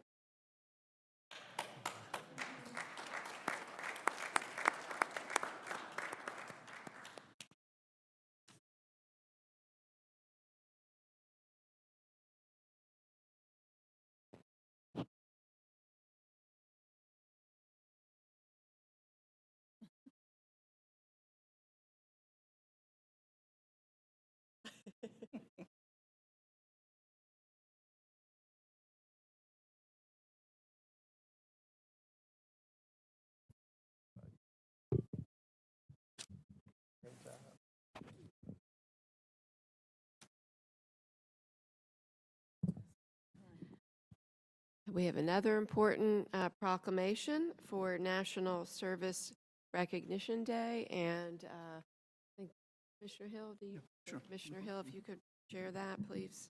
Sure. Durham Board of County Commissioners proclamation. National Service Recognition Day 2019. Whereas service to others is a hallmark of the American character, and central to how we meet our challenges. And whereas the nation's elected leaders are increasingly turning to national service and volunteerism as a cost-effective strategy to meet their needs. And whereas AmeriCorps and Senior Corps participants address the most pressing challenges facing our communities. Whereas national service expands economic opportunity by creating more sustainable, resilient communities and providing education, career skills, and leadership abilities for those who serve. And whereas national service programs continue to improve the lives and communities in Durham County, North Carolina, with 93 AmeriCorps members and 120 AmeriCorps volunteers currently serving. Whereas national service participants increase the impact of the organizations they serve, both through their direct service and by managing millions of additional volunteers. And whereas national service represents a unique public-private partnership that invests in community solutions and leverages non-federal resources to strengthen community impact and increase the return on taxpayer dollars. And whereas national service participants demonstrate commitment, dedication, and patriotism by making an intensive commitment to serve, a commitment that remains with them in their future endeavors. And whereas the Corporation for National and Community Service shares a priority with local leaders nationwide to engage citizens, improve lives, and strengthen communities, and joining with the National League of Cities, the National Association of Counties, Cities of Service, and local leaders across the country for National Service Recognition Day on April 2nd, 2019. Now, therefore, be it resolved, I, Wendy Jacobs, Chair of the Durham Board of County Commissioners, and on behalf of the Durham Board of County Commissioners, do hereby proclaim the second day of April 2019 as National Service Recognition Day in Durham County, and encourage residents to recognize the positive impact of national service in our community, to thank those who serve, and to find ways to give back to their communities. This is the 25th day of March 2019. Wendy Jacobs, Chair, Durham Board, County Commissioners. Thank you, James. And Paula, and it's right, is it Rife? Right. Am I saying that correctly? So we've got Paula Rife here, and please introduce who else is with you today. So, got Nick here with me. We wanted to have a representation of both Senior Corps and AmeriCorps here. As you know, I'm the director, the coordinator for RSVP of Durham County at Durham Tech. Durham Tech has been the proud sponsor of RSVP for 42 years in Durham County. We appreciate the support that Durham County brings to us, and as you saw in the video, Durham Tech is very innovative and doing great things for the community. And so they also have been very innovative in having this program in the community for so long. We are pleased to be able to have 120 volunteers serving in Durham County. Everything, our focuses are healthy futures. So we've got volunteers with Meals on Wheels. We've got volunteers in food pantries, growing food so that there's fresh produce. We also run an economic opportunity. We have the VITA program that we offer. We have 7 sites that are offered 6 days a week with over 40 volunteers doing free taxes during tax season, so it's busy. We had this past year, we've had volunteers tutoring over 140 students in Durham Public Schools. And the VITA program, I should say, we've been participating in that for over 20 years. It's been about 22 years that we've been offering free tax service in the community. And this year we also started a new initiative called the Intergenerational Leadership Institute, where we offer a short course and continuing support for people age 55 and older who want to learn about intergenerational programming, how to develop it, how to implement it, how to evaluate it, and then they are given the opportunity and empowerment to be able to go into nonprofit and public agencies in Durham to be able to implement those programs and support intergenerational programming throughout the community. Go ahead, Nick. And I have the short order of explaining AmeriCorps across Durham County. AmeriCorps is represented by 4 different distinct programs. Those that are like mine, representing a state-funded program out of the Office of the Governor. Also, we have national direct programs like Habitat for Humanity operating in Durham County, NCCC, which responded recently to Hurricane Florence relief here, and VISTA, which works with solely people that are trying to get out of poverty. Over the last year, AmeriCorps has funded over 170 AmeriCorps positions in Durham County alone. They have had, over the across the state of North Carolina, there have been 1,300 AmeriCorps positions. So that represents a little more than 10% here located in Durham County alone. Federal funding is extremely important in running the AmeriCorps programs and assisting nonprofits like mine. I actually work for the Conservation Trust for North Carolina, and we represent land trusts and organizations across the state. But we have a very deep commitment here in Durham through our own AmeriCorps program, which we place 6 AmeriCorps members, which is majority of our AmeriCorps team here in Durham County. The federal funding that comes along with these programs amounts to over $700,000 just in our AmeriCorps Direct alone. I do believe there's about another $300,000 for programs like RSP and Senior Corps in Durham County. That's $1 million of the $17.6 million, I believe, that the federal government funds in North Carolina coming to Durham. So for us, it is something that we are extremely invested in supporting counties like Durham and in the future of Durham as well. Just off the top of my head, we have actually had 2 of our AmeriCorps members in our short program graduate from the program and go on to become Durham public school teachers, and 2 that have finished the program and gone on to work for Durham Public County. So it is something that people get a bite for, public service, where it's a gap year or a second idea of a career, that then continue it after their 10 months or 12 months are over. So thank you for the opportunity to come speak with you all tonight and explain a little bit more about AmeriCorps, Senior Corps, and RSVP, and thank you for the opportunity to really take any questions that you might have about our great programs. Well, thank you. I think we've all learned so much about all the great programs that you're doing. And this morning at the Aging Summit, the planning for our age-friendly communities, it was noted that the seniors that participate in volunteering have a much lower rate of social isolation. So, and with our senior population increasing in 15 years, it will increase almost 69%. So our seniors are providing incredible resources, but it's also really important for their well-being as well. Commissioner Howerton? Thank you, Madam Chair. Recently, I was out in Research Triangle Park, and NC State, along with Emergent Issues, and so you know what I'm talking about, Daryl Lester, they brought in a lot of the AmeriCorps young folks to present what they do. I didn't see anyone from Durham, I don't remember, in that lineup. So are you connected with that particular group? Or you said you work out of the governor's office? I don't, unfortunately, but Okay. yes, ma'am. So I'm sure you're familiar with that, but they really shared a lot about their programs and what they do and how successful they are. Yes, as a matter of fact, one of the keynotes for that event, the Service in North Carolina event, Chris Good, he's the Yes. president for Yes, Movement of he was Youth. there. They are predominantly, they're also an AmeriCorps program, like one of them. Great. So it is very much well connected. I had missed that, I think. But you guys you all work together. Very much so. So thank you all so much for everything that you do and all the resources that you're leveraging in our community. Thank you so much.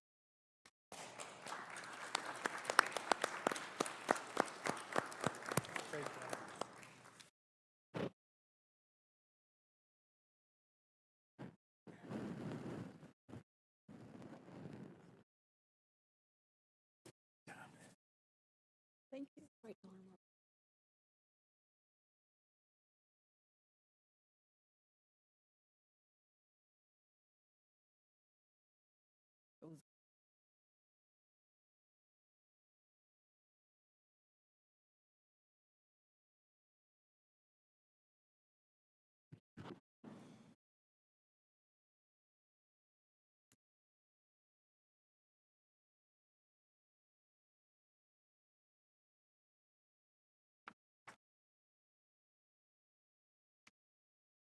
Tonight, we also have a proclamation for National County Government Month.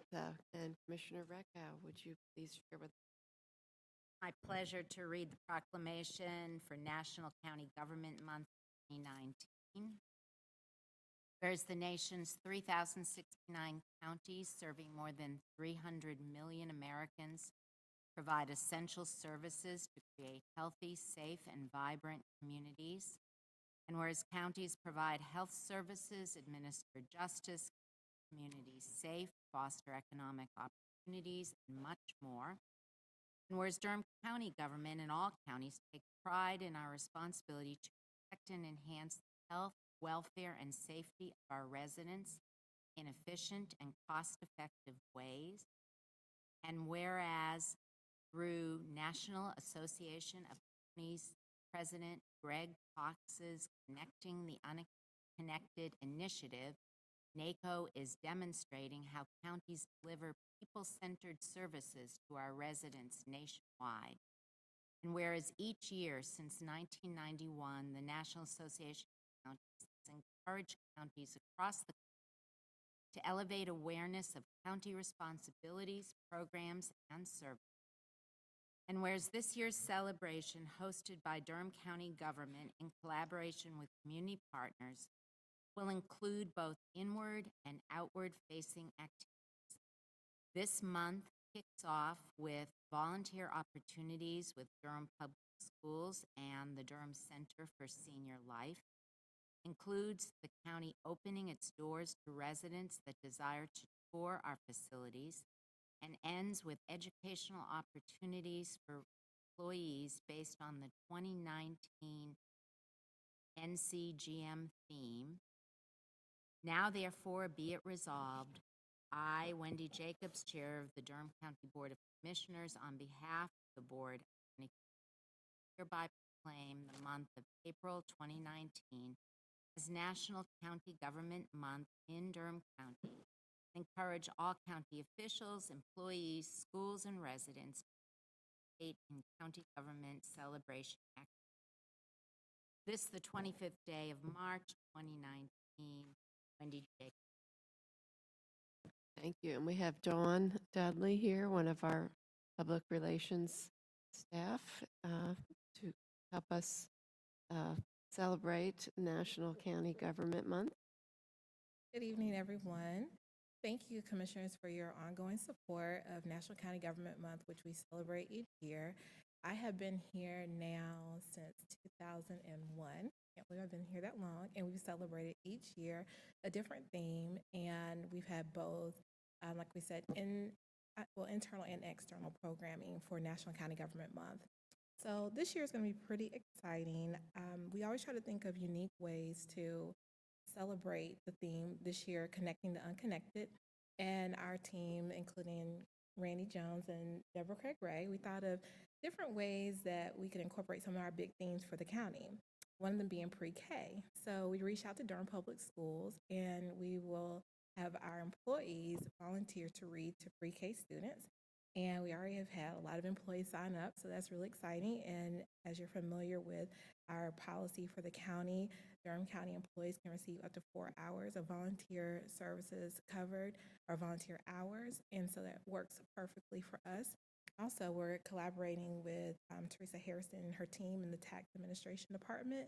They will be going to the Durham Center for Senior Life to do a presentation with seniors on property tax as it relates to seniors. That's really going to be interesting. Also, we have opened doors to all citizens, but work directly with Durham Public Schools to invite them to please bring their students. We know it's going to be after spring break, and they're trying to wrap up the school year, but wanted to make sure we always open our doors to students. And lastly, next month we'll also release our brochure in Spanish, the Durham County brochure. So we just continue to try to do unique things to reach out to the community, and our job every day, public service is our business, connecting the unconnected is our business every day. So we're just trying to think of a different way to show how to the public what we do every day and educate them on the services we provide. Well, awesome, Dawn. Those sound like fantastic activities for the month, and related to your visit to the senior center, that's another thing we talked about today, is that 70% of seniors in Durham are actually homeowners, which is much higher than the overall rate in the community. So that's very important. But Commissioner Recco? And I just want to, since Teresa's here today and what the tax office was just mentioned, I was at an event today and I was so pleased and proud. A citizen of Durham who was there came over and said that he had to come over and commend the staff in our tax office because he had a number of questions about his revaluation notice.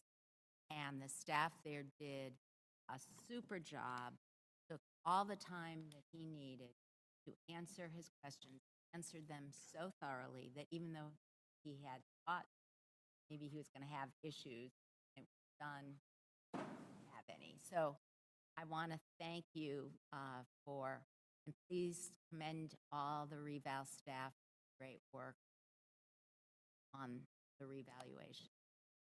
Okay, thank you. Commissioner Howerton? Yes, so thank you, Madam Chair. Just quickly, I just want to say thank you, Don, for having this be the theme, connecting the unconnected. It's bringing last year's presidential initiative for the National Association of Counties into this year, and it's been so great to see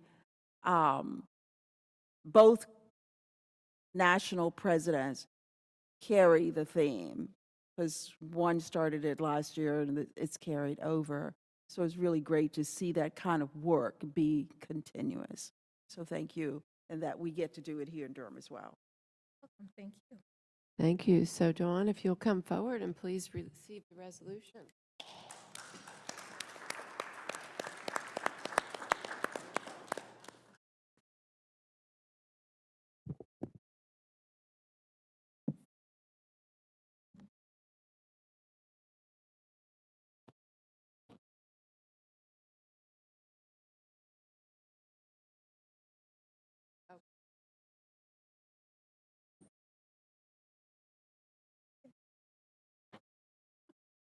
Great job, Dawn. And last but not least, we have Commissioner Howerton, who is going to share with us Women in Public Office Day.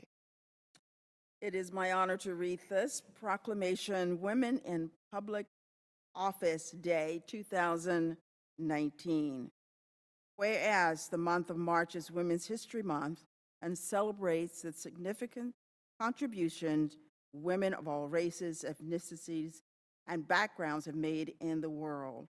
And whereas women play a critical role in the vitality and diversity of our communities and are essential to ensuring Durham County is well represented, and gotta read that again.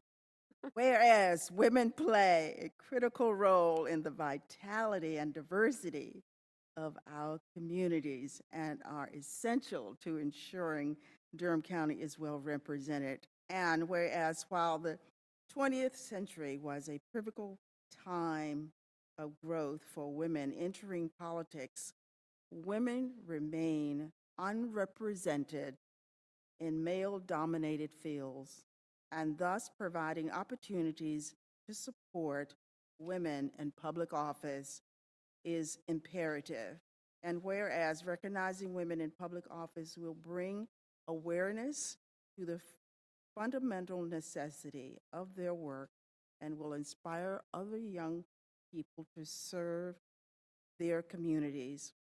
And now, therefore, be it resolved, Wendy Jacobs, Chair of the Board of County Commissioners, and on behalf of the Durham Board of County Commissioners, do hereby proclaim March 19th, 2019 as Women and Public Office Day in Durham County, North Carolina, and call upon the citizens to unite as we support the success of women in public office and observe every 19th day of March with appropriate activities, events, and programs.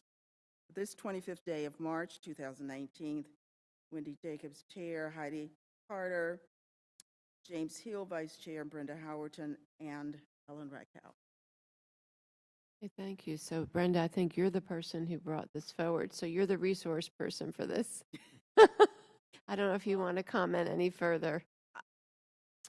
This came about, last year, I had an opportunity to go to DC with women from across the country, and these were our congresswomen, legislators, and somehow or another, I ended up on their list to be in the room of people looking at these representatives, looking at policies, and different initiatives that they could bring about in their state. And it was very powerful. And I know that a couple of the bills that they had put forward, I did have those conversations with our representatives, and they're not bills that we can pass here in North Carolina, not right now. But we'll keep them at bay, and at some point, I hope we can push them with our legislature. We just can't do it right now. Well, thank you. Thank you for bringing this to us. Mr. Hill. I think it's, I want to thank you, Commissioner Howard, for bringing this up. It's, as we celebrate 100 years of the suffragette movement and the 19th Amendment, I think it's important that, that we realize the contribution of women. Our nation has been made stronger by having more and more women in public office, and we cannot silence the voices of more than half of our population and think that we're going to move forward as a nation. So I would thank you, and as the only man on the on this board,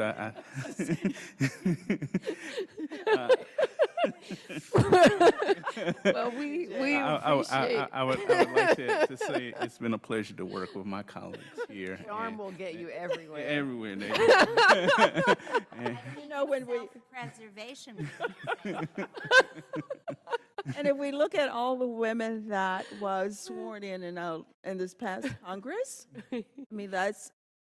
that made history. I was there and just saw that happen, and it was amazing to see that happen.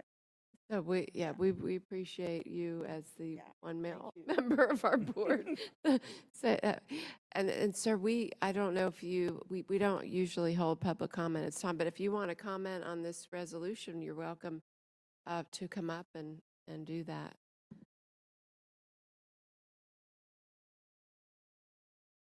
Okay.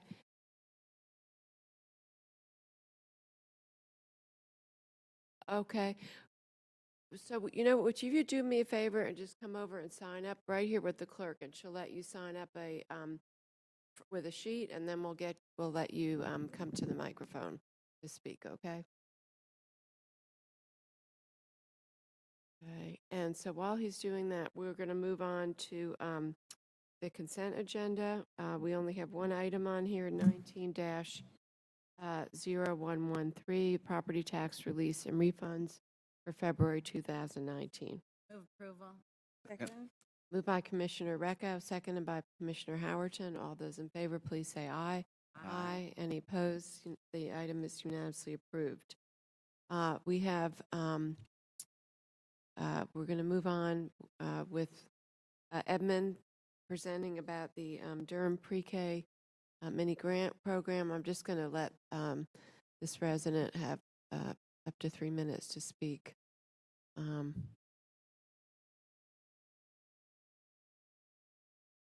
Okay. Yeah. We started with a public hearing on the budget, so that was our normally is the time for us to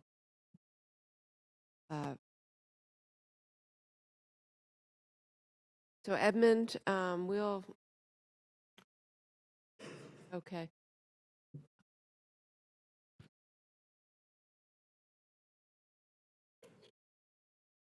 Okay, so Edmund, we'll move forward with your mini grant program.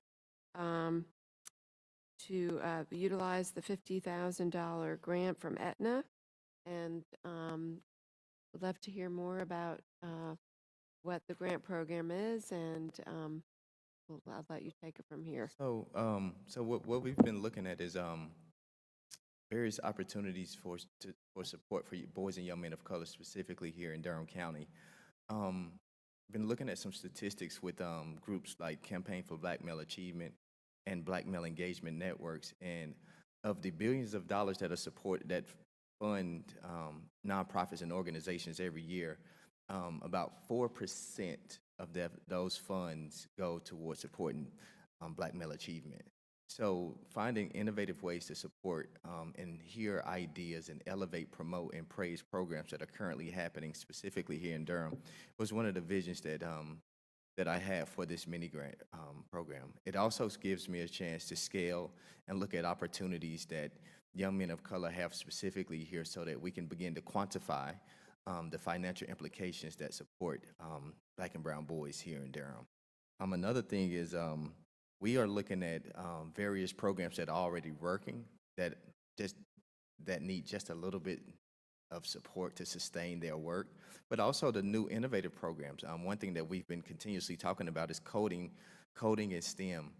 How do we begin to find those programs and utilize innovation to begin to push those programs? So groups and organizations will bring ideas up to us, and by April the 12th, everything will be submitted, and we'll go through with a team and begin to vet those opportunities and look at the funding opportunities as well as what they posted of what they wanted to fund.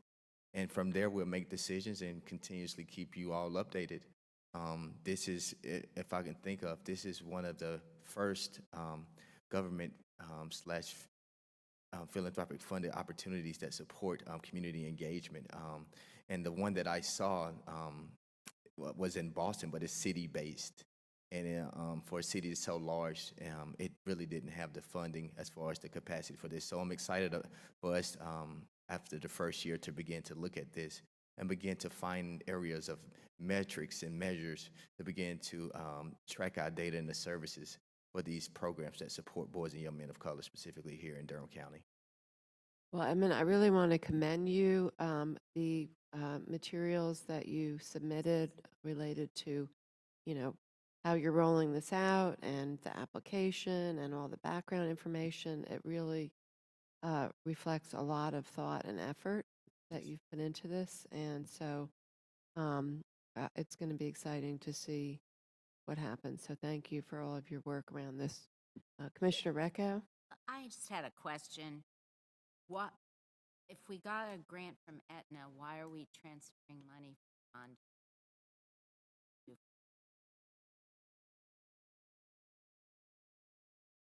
Money, and it's probably where the check initially got deposited since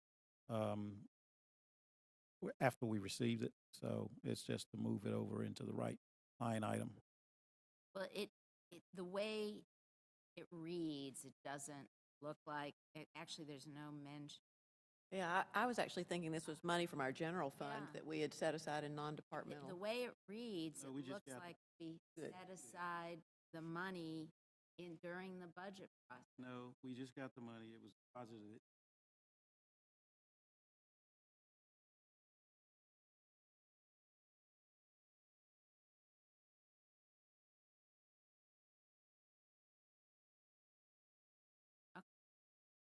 Well, yeah, I mean, I think that that's great.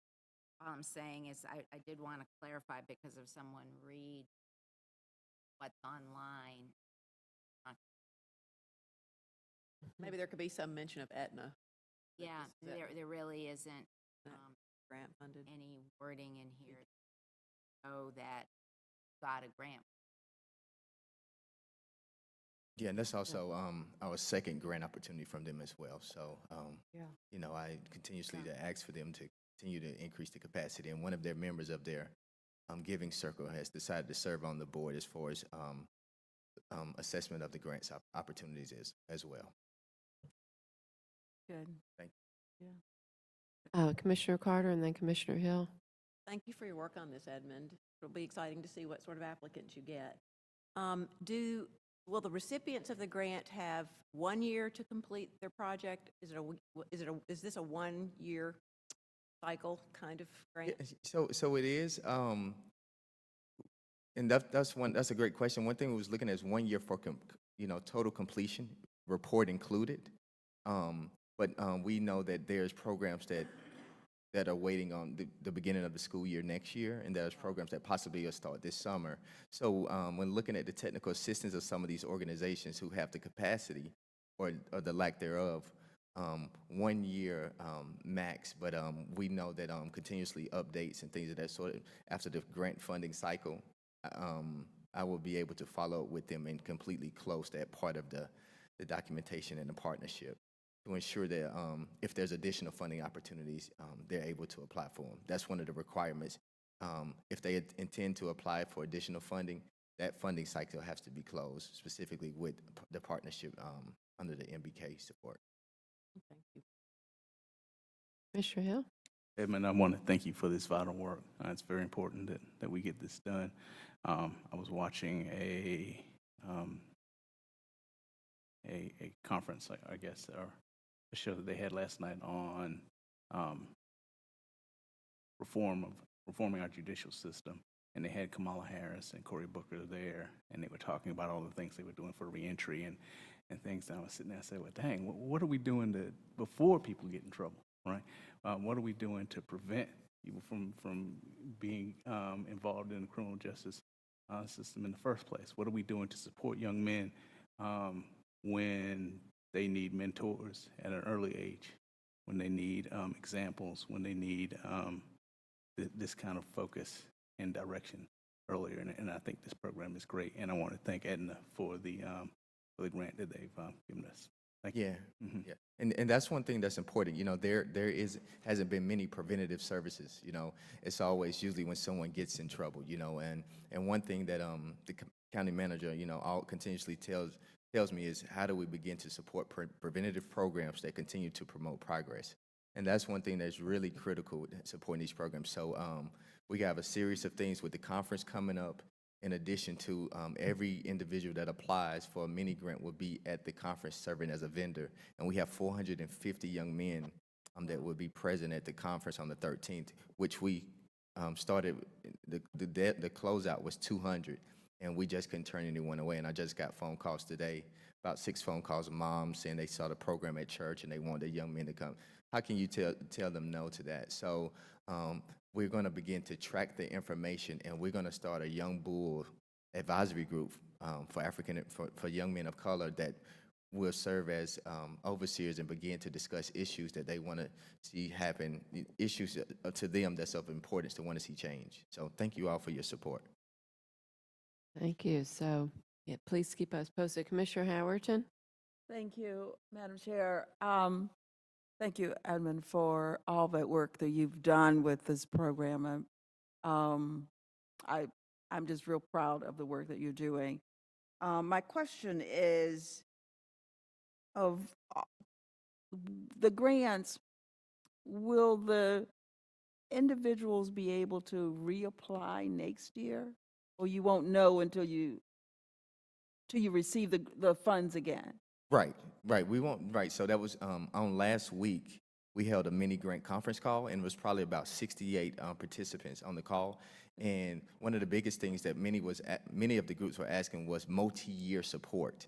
Mm-hmm. And one thing that I want to understand is, with this $50,000, let's just say if 28 groups, and I didn't tell them the group specifically how much they were applying for, but if 28 groups applied for grants and they have the capacity to do, a total of maybe $1.2 million, how can I begin to look at those numbers and begin to have conversations to those groups, to philanthropic groups and organizations throughout Durham, like the Keenan Charitable Trust and the Triangle Community Foundation and other various groups, to say, hey, this is what we're looking at, the big pot to support these young men of color.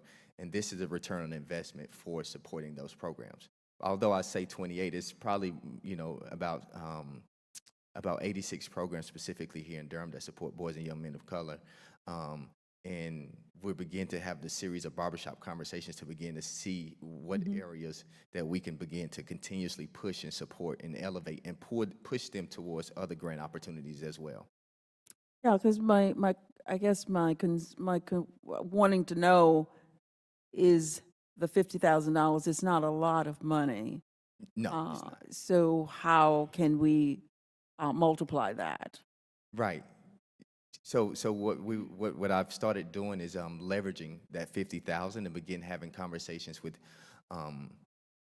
foundations and other organizations, as well as a couple meetings that are happening pretty soon, and possibly taking a trip to check in with the Campaign for Black Male Achievement up in New York City and a couple other foundations to really see where their funding priorities are and begin to look at some of the work that we're doing here and see how they can be supporters of what we're doing.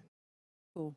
Thank you. Yeah. Thank you. The one thing that I picked up from reading what you've put together, though, is it seems to me that you're also trying to increase the capacity of these groups by asking them to come up with indicators and really I get the feeling that you're trying to push some of these groups to be able to articulate what it is they're trying to achieve and how they're going to do it and how they're going to measure themselves. So I think that's really important. Many haven't had an opportunity to actually assess their programs because their heads are down and they're just doing great work. Yeah. So that's what we're trying to do directly and indirectly. So thank you again, and you'll keep us posted. Thank you so much. Okay, we Madam have. Chair, this is one I'm I think we sorry. need some action on. Oh, we do need action on this? Okay, so we are approving the transfer of the funding and the actual construction of the program as well. So I guess we're just approving the actual fund. Yeah. Okay. I don't know if we had to approve the program itself, but Commissioner, moved by Commissioner Reckow, seconded by Commissioner Howerton. All those in favor, please say aye. Aye. Any opposed? And the item is unanimously approved. So we'll go back with, is it Mr. Harris? Okay, Mr. Harris. And if you could please state your name and address, and you have up to 3 minutes to speak. Thank you, Commissioner. My name is Michael Harris. I'm a Durham resident, been here for about 17 years. Nice seeing you again, Ms. Hightower. It's been some time ago. Anyway, I was very interested in the celebration that you and the others were giving most of the accolades to that have been doing a lot of work with my tax-paying money.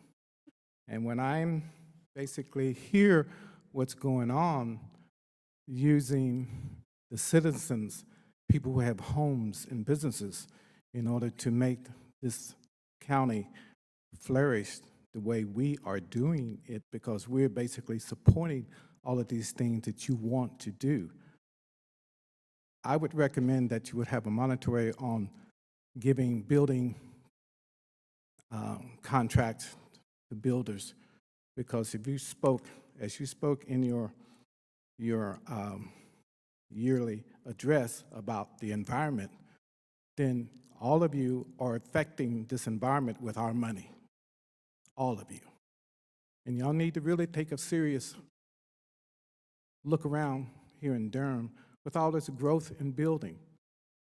You're having lots of apartments and condos, and homes that are going up, and yet you're providing for exercise for senior citizens here, and yet a lot of those senior citizens live in these homes, and they too have to pay taxes.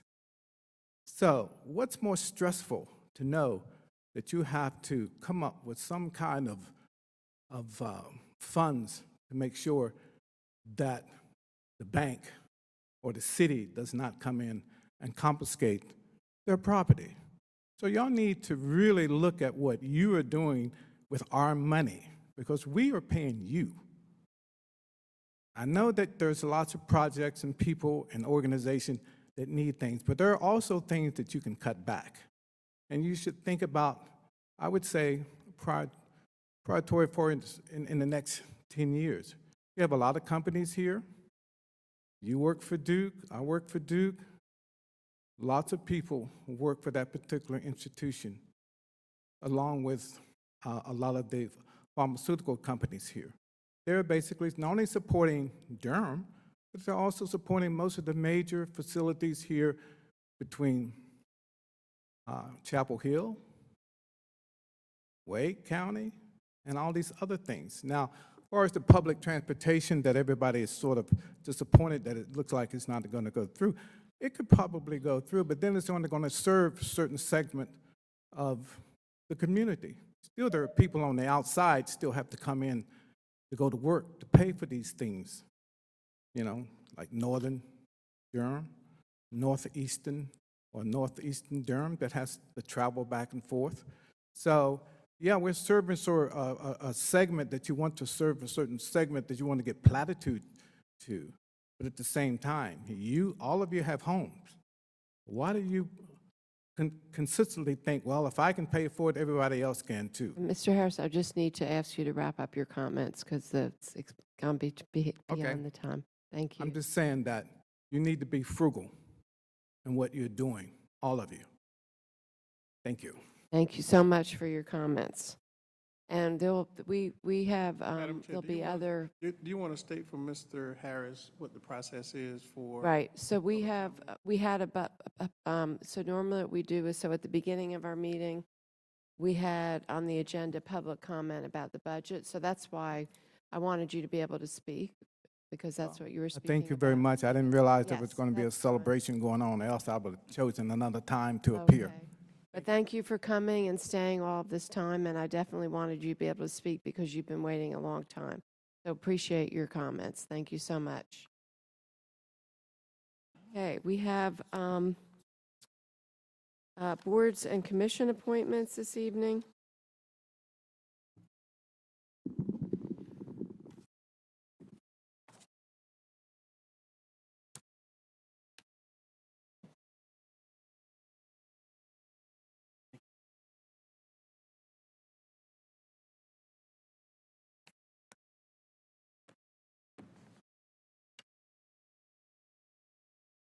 You only do one? Only do one? Thank you.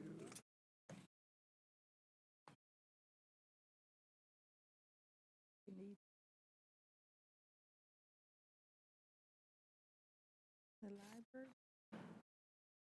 Lord.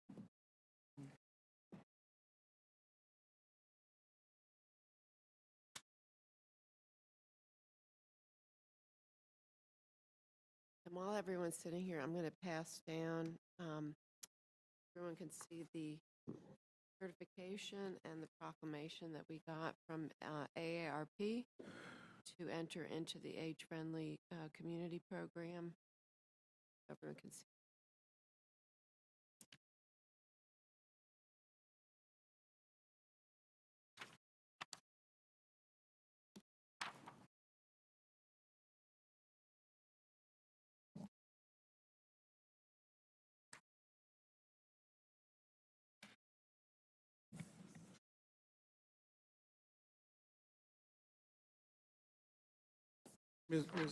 Commissioner Howard.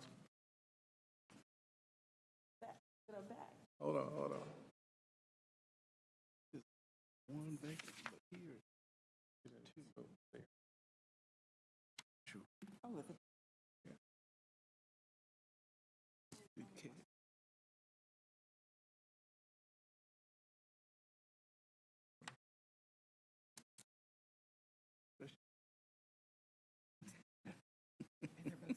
Unless reducing the number of seats.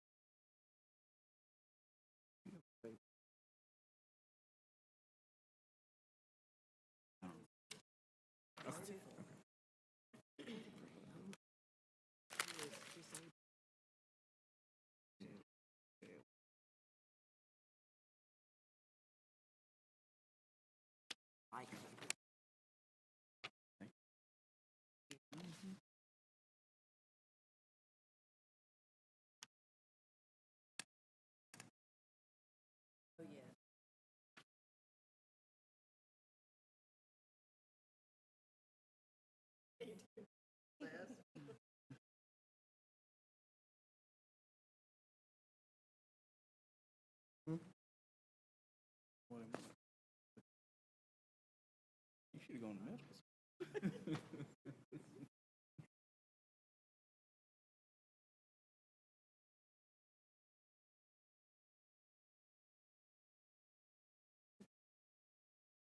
Oh, shit. It says vote for one. Yeah, but it should. For the ARP thing. Oh. Commissioner Harrison didn't know that. I'm gonna let her know. Let me see. Let me let her know. That throws me off.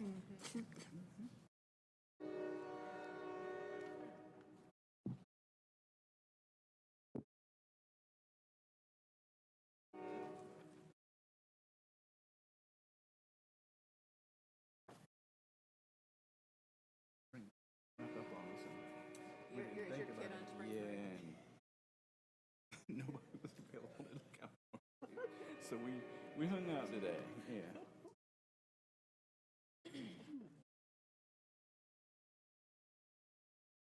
She's going to grandma. Did she change it? Yeah.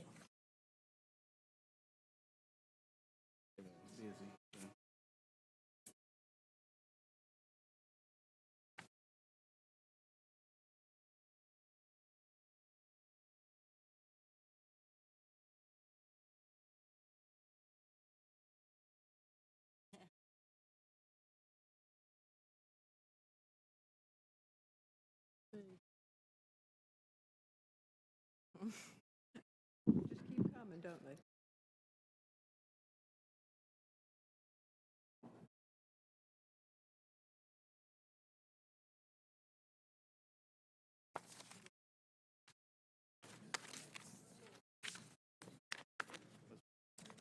Wait.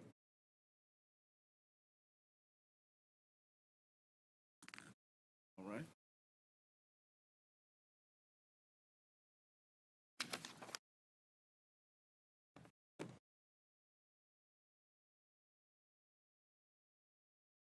Madam Chair, I've got the results of your votes. Ready? Okay.